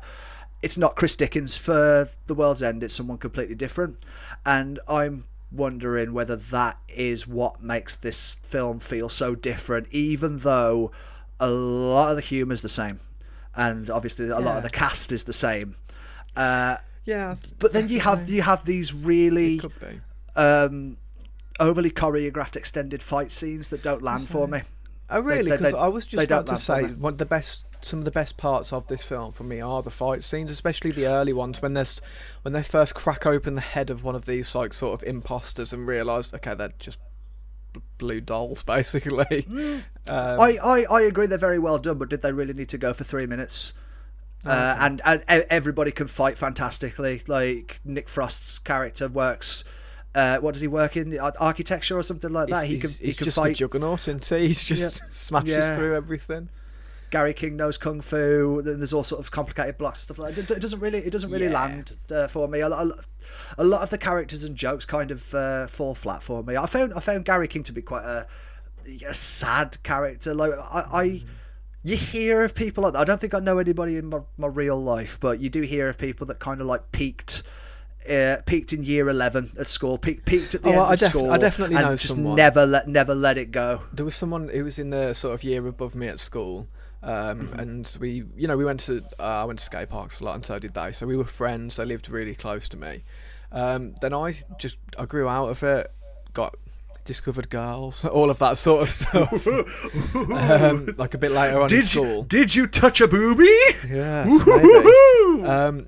But while he kept getting older every year, the sort of age group of his friends stayed the exact same, and I'm pretty sure to this day he's now in his mid to late 20s and he's still hanging around with people in school. So that's the thing about high school girls, they stay the same age. I keep getting older. Yes they do. Yes they do. What's that from? I know it. It's Matthew McConaughey, isn't it? All right. What's it from though? No idea. Okay, fair enough. I know the quote, I just don't know where it's from. I'm wondering whether this film's trying. Obviously, it's not shoved in your face, but I don't know whether this film's trying to say something about addiction. Just with how gung ho Gary is to finish this pub crawl, and sort of like the fight that Nick Frost and Simon Pegg have in the pub at the end, when he's just desperately trying to get to his last point. This is the world's end, man. It's just this last point, then I'm done. Just one more. I don't know whether they're trying to say something there, kind of about addiction. Maybe doesn't land. Potentially, I don't doesn't think land, and it's not the film face. to put it in. Personally, I'm all for that sort of stuff. Just comedy, sci-fi. It's not the film to stick it in, really. Absolutely. I like kind of like the invasion of the body snatchers parody that we're going for here, but I do up until to a certain point. To me, the most disappointing part of this film is the end. Yeah, same.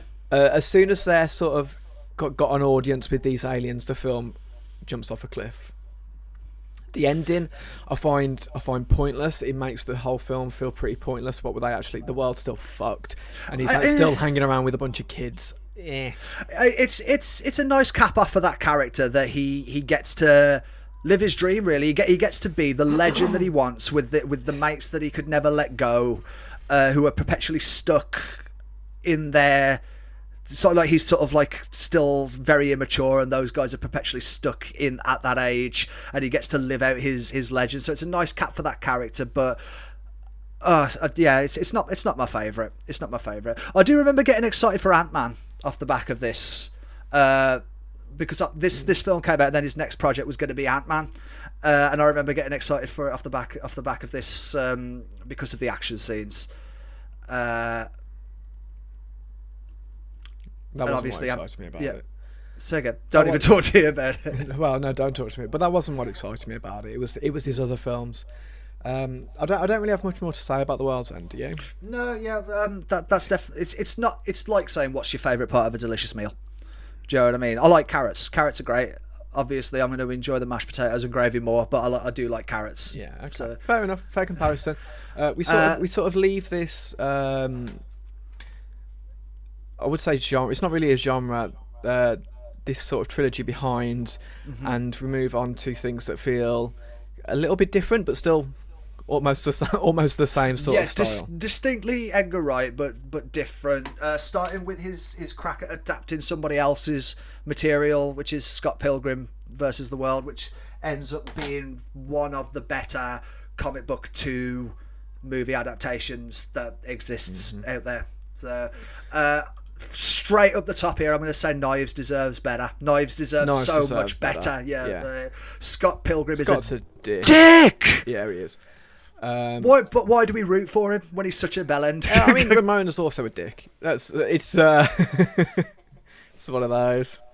Well, Ramona's a dick as well. Yeah, I've got that here. Like, what is so good about Ramona that Scott puts himself through all this? She was the villain in Sky High. That's all I can think of. Never seen it. You should have. It's all right. Watch it, you kid.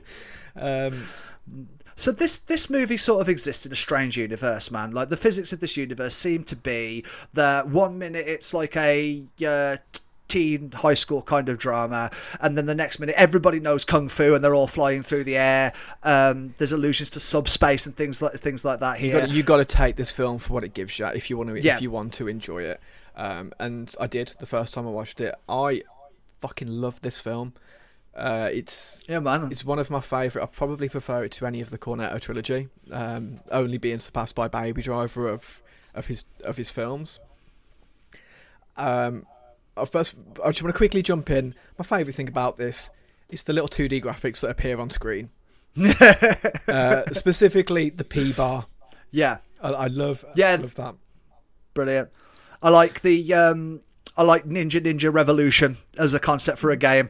That I would play that in real life. And then towards the end, when the seventh Evil X is it G-Man? He backhands Ramona and then punches her again, and both times it's like bad. so that's a good. It is a good. Yeah, it's a good. Agree. I don't think that style was realised to such effect again until Into the Spider-Verse 8 years later. Yeah, I'd agree. Which, funnily enough, is my favourite film, as you know. So maybe I just like 2D graphics in my 3D films. if you want Jord to like a movie, just put words on the screen. Yeah, I think absolutely. That's what we... I'm quite unfamiliar with the source material, but from what I've gleaned from doing a little bit of research, it's like they went on kind of concurrently.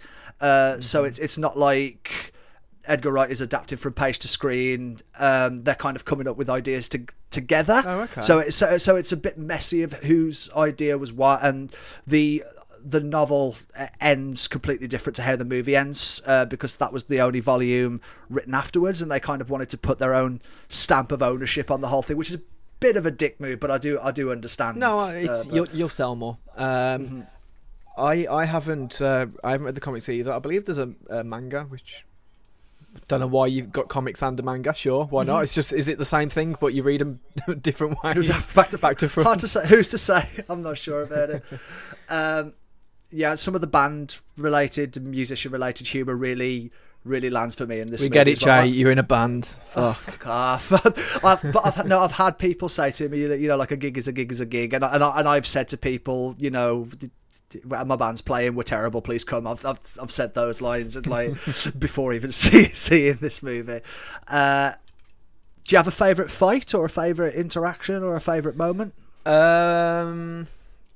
My favourite fight is, I forget the actor's name. He's also been Superman and Atom. Brandon Routh. Brandon Routh, yeah. It's that fight. Yeah. That's my favourite fight by far. Yeah, the vegan police. Yeah, they're all good. They're all good, yeah. But just the way that ends is perfect. Yeah, it's a really, really good. Scott had no chance. It's like, the interesting thing is that, Scott can't beat them in fights. He sort of has to cheat a lot of the time. He couldn't even beat him in a bass battle. He couldn't even beat him on his chosen instrument. He's got his nutsack kicked in. So. Yeah, it's not like the OP main character. It's not fucking Kirito from Sword Art Online or anything like that, or Goku. It's creative ways of winning the fight, and that's what makes the fight scenes even better for me. It does show that he's not overpowered, and I mean, he even dies in the last fight. He does. So, yeah, I he love dies, that. and his ex-girlfriend comes and finishes him off. I love that, and so she should, because I'm gonna say again, Knives deserves better. She's so fucking cute, man. How are you gonna treat this girl like that? Do you know what I mean? Like, I'm pretty sure she was underage for him as well, or something like that. Yeah. Isn't like the age of consent in America 21, and she's meant to be 17? Yeah. I don't know. But no, it sets up that he's just dating her because he can, because she's a rebound, and I don't know why I root for this bellend. I know he goes through a character arc and he becomes a better person by the end, but he's so far up his own arse he can fucking. I couldn't think of a way to finish that analogy then. My favourite fight is probably the one about probably the one with the Japanese twins, the Amp versus Amp fight. That's sort of like a battle of the music, and then it evolves into a kaiju fight. Yeah, that was pretty good as well. And also the disturbing implication that Ramona might have dated twins at the same time. So. Not sure how that works. It's sort of, I don't want to think about that. Nah. For some people, their highest fantasy, for me, fucking gross, man. To each their own. I don't pass judgment. I don't share though. It's a weird concept for me because I don't share. Put yourself in the shoes of one of the relatives. It's it's a bit weird. I don't know. Moving swiftly onwards. So that's one of your top in terms of. Yeah, I love everything about it. Should we talk about your top? Yeah, let's talk about this. So Baby Driver, when it came out, it got really good reviews, but it was you can see him there. Look at all the reviews. The A-Lion. Yeah, you can. All 5 stars on the cover. It was touted as the almost masterpiece, which I kind of get. Mm-hmm. Personally, I think it's an amazing film, start to finish. The shots are beautiful. The soundtrack is among the best in cinema. In cinema history. I was gonna ask you who's the main character of Baby Driver, and if you don't reply the music, then you're wrong. It's the cameraman. Really, I'd say the cameraman's just the way that, I mean, you look at how you go behind the scenes and look at how some of these car chase scenes were actually shot, and it's innovative. I'm pretty sure they created ways to film things just for this movie, and it shows. Some of the best scenes in this are on the road, and it's not your typical car chase scenes. With a normal car chase scene, you're like, he's going to get caught. In this, you're like, he's not going to get fucking caught. You're mad. Look at that's the best. He's so overpowered.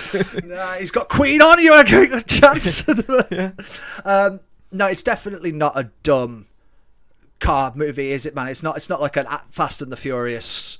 With no disrespect to people who like the Fast and the Furious, but it's not one of them popcorn munching, turn your brain off films. It's fucking such a good film. It's probably a departure from, or the biggest departure from Edgar Wright's usual style. 100%.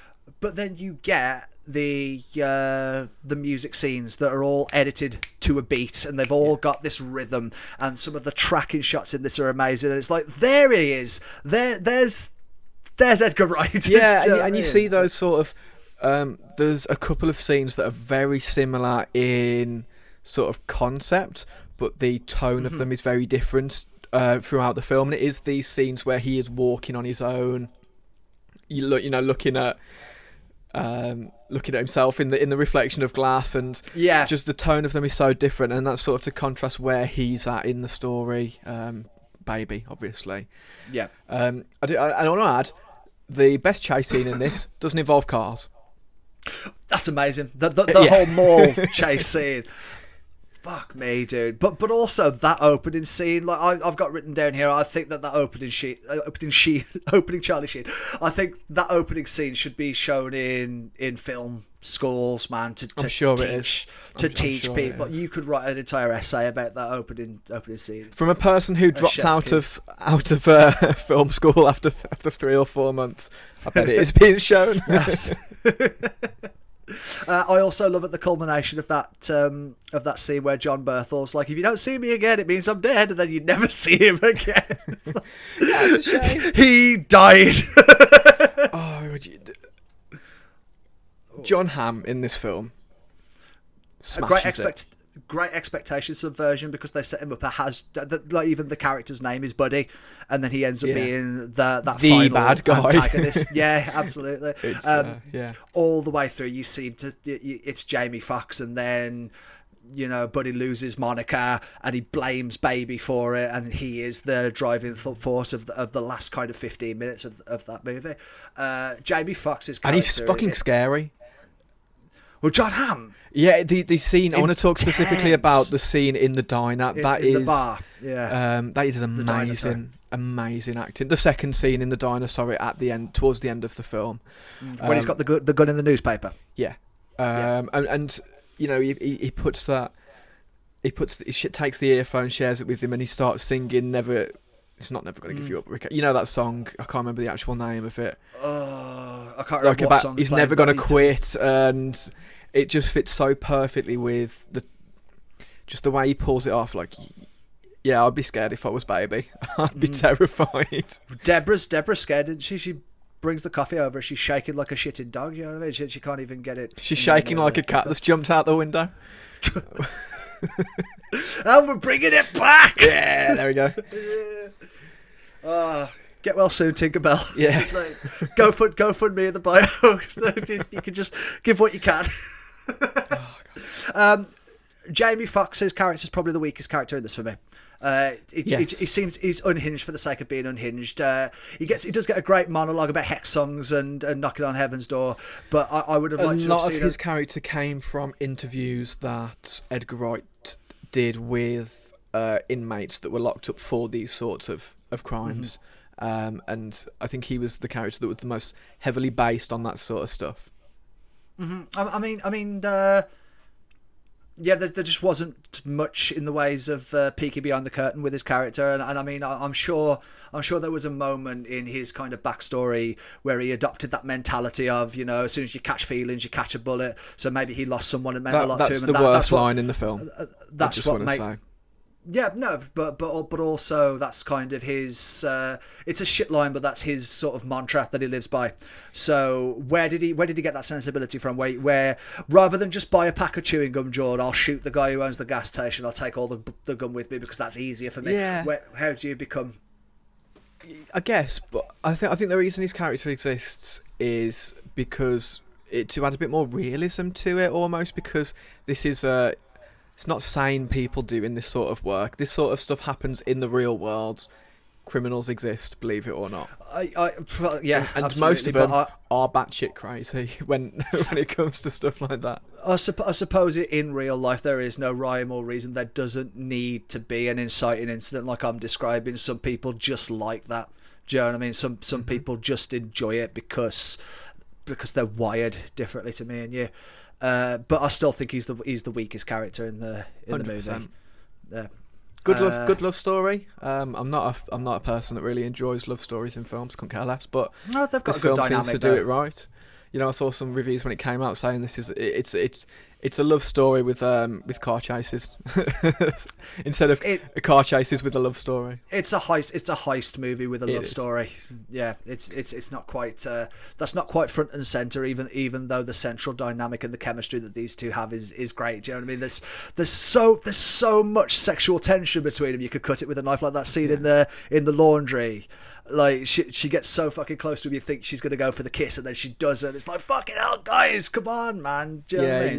They've got great chemistry together. I mean, you don't learn a ton of things. You learn a lot about Baby's backstory, but you don't learn everything about hers. You learn some, but you can tell, like, yeah, they do have things in common. They are a good match for each other. Both actors nailed it, I think, when it comes to that, and that's important because their love story was the driving force of the film. I read driving. You've heard it funny, mate. I make a laugh at you. Now, fucking. I got creepy undertones from the love story a little bit. Okay. Just because aesthetically, very similar looking to his mum. Works where his mum works. Singer just like his mum. Went through trauma at a very young age. Lost his mum. Loved his mum. Wants his mum. Mum? do you know what I mean?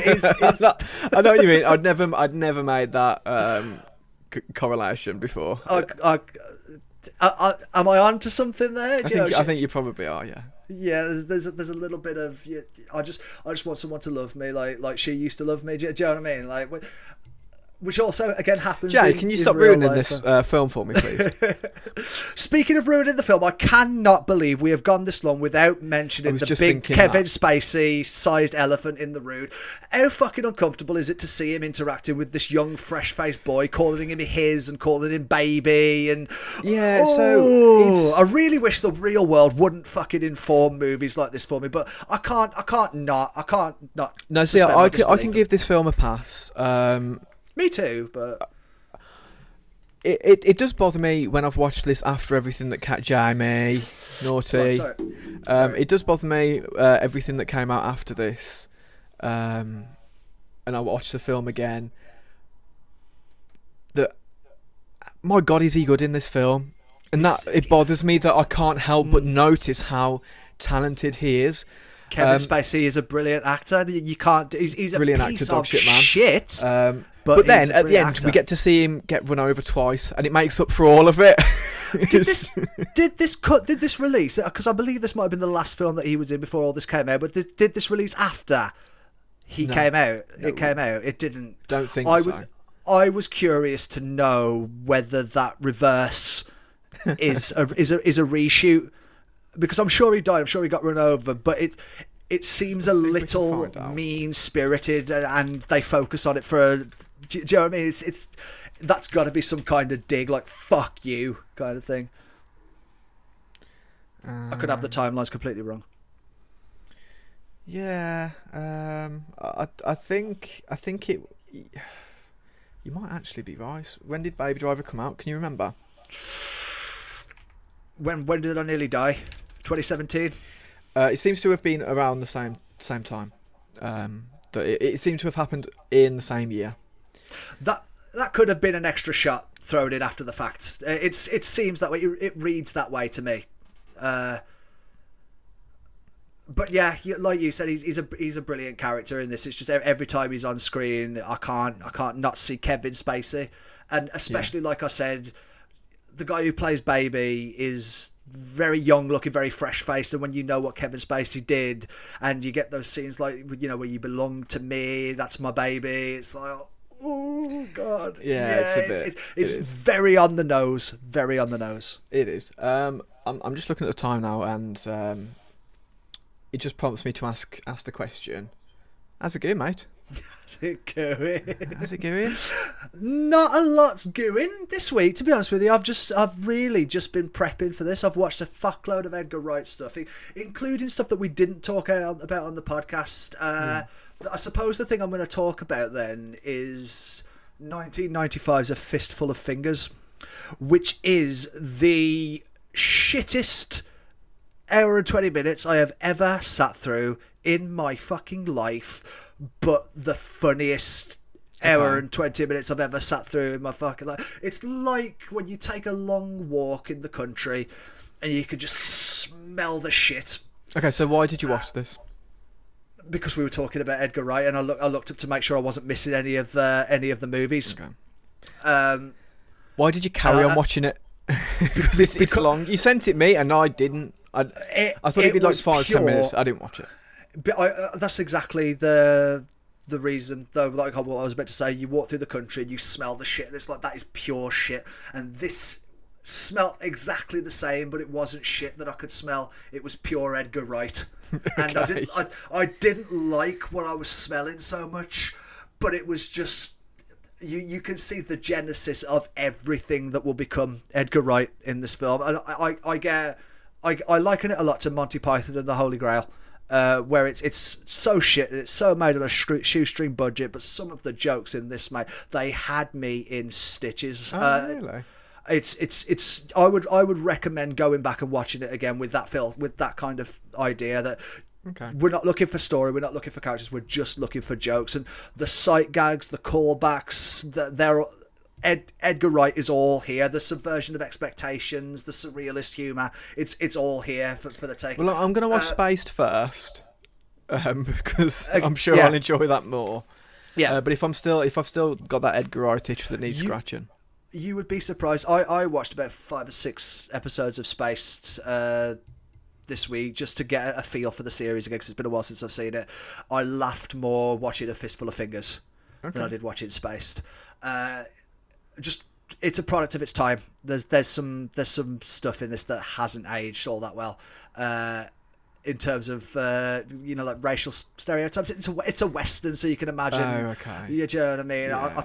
There's blackface at one point, which I kind of wish Edgar Wright hadn't done. He hasn't been cancelled yet, so he hasn't. But I don't think a lot of people have seen this yet. So maybe the less said about it is probably okay. Don't draw attention to it. We want more Edgar Wright films.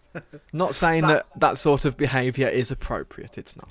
Not at all. But it's very much a product of its time. That doesn't make it okay. But it was kind of like that's where the kind of British sense of humour was around that time. You had programs like Bo Selector and things like that. So there's people that definitely deserve to be cancelled more than that. 100%. How's it going, mate? It won't be. Yeah. I've been working my ass off. I've been really busy. Bless you. But I just quick shout out to Jujutsu Kaisen. I watched episode 20. Very nice. 5 o'clock in the morning when I couldn't sleep. It's really good. Solid anime. If you like anime, you're probably already watching it, so I don't really need to say anything. But if you're not watching it, give it a shot. It's really good. Yeah, that's on my list of things off the back of your recommendation. Potentially a future topic. Who knows? So I want to get the rest of Attack on Titan done first, and then jump into that. So it definitely seems like something I'd be interested in. No, so. it's good. It's solid. I can't fault it. I think I said last week, won Anime of the Year this year. Not sure if it did deserve that, because it wasn't. It's not quite top tier. So. Well, no, it is, but only like 12 episodes are out at that point. Okay. And the real meat, I think if we're up to where we are now when the voting started, I'd be like, yeah, it deserved it. But I don't think the first 12 episodes were Anime of the Year. I think maybe the whole season would be. But yeah, with stuff like that, you've got to look at it as kind of like a collective work, even though it's difficult because stuff like this does come out episode by episode.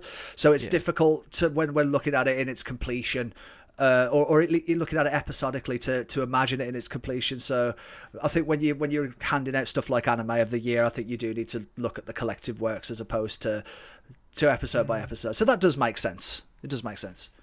Yeah, but also people didn't know how good the collective works were when they voted. I think a lot of recency bias went on there. Those guys then. But yeah, we don't need to talk about it. Have I done anything else? No. Sorry. Tell a lie. I read Chainsaw Man Volume 2 came. Did I speak about that last week? You said that it came. You didn't say what. You read it after the podcast last week. Any good? It's still good. It's one of the best ongoing mangas that I know of. Mm-hmm. It wasn't as good as the first one. I'm hoping the third book steps back up to that level of quality. Mm-hmm. Bit of diminishing returns there. Yeah, I think it's the first episode was the first volume was so good that it's hard to live up to. Mm-hmm. But I'm sort of hoping it finds some sort of middle ground and continues to be just a really great story, a really great visual story, and that the anime adaptation that's been announced is good. A really great visual, a really great story, a really great visual story. Yeah, I don't know where I was going with that. As I said, I'm so fucking tired. Do you know what? For the sake of Jordan, we'll give him a nap. Let's wrap it up there. Thank you ever so much for sticking with this one. This week was a little bit disjointed. I'm not gonna lie to you, but sometimes kittens jump out of windows, and that's okay. That's okay. Do you know what I mean? We love them. This is why we have our pets. He's buggering off. He's got to. Okay, well, I was gonna big Jord up, but you can fuck him dead. Now, guy's been really busy this week, kind of getting us on more audio only platforms. So we are now available pretty much everywhere that you can get your podcast. So we are on Amazon, we are on Google, we are on Apple Podcasts or whatever it's called. We're on Spotify. Obviously, we'd still prefer you to watch the YouTube version, so you can have a look at our lovely faces. But we are now available everywhere you can get your podcast. So that's good. And well done, Jord. Jord! Come back! I'm saying goodbye to the people! I was busy. You were having a nap. Feel awake again now. Right, I've pretty much just said that we're now available everywhere that you can get your podcast. We are, yeah. And thanks to you as well. So I've given the whole shabackle. I've told people to make their way over to YouTube because they can look at our lovely faces. Drop us a subscribe. Mm-hmm. Really helps. Hope you've gleaned something entertaining from this. You can find Jord on his Twitter, which is like over there somewhere at @the_Sidonian. I am on Ataka Official. I'm being bullied into getting a Twitter, so I'll probably have a Twitter soon. But if you see me in real life, leave me alone. So, yeah, all right. Thank you very much. I'm going to hit that button and see you next week. Thank you, Jamie. Thank you, audience. Bye, guys. My pod is busted, my pod is pure. I've got a Mucka, his name is Jord. It's Mukkapod, it's Mukkapod, it's Mukkapod, and we're gonna talk about some characters that ain't even real. I hope someone gives a shit. Ah, kid. There you go.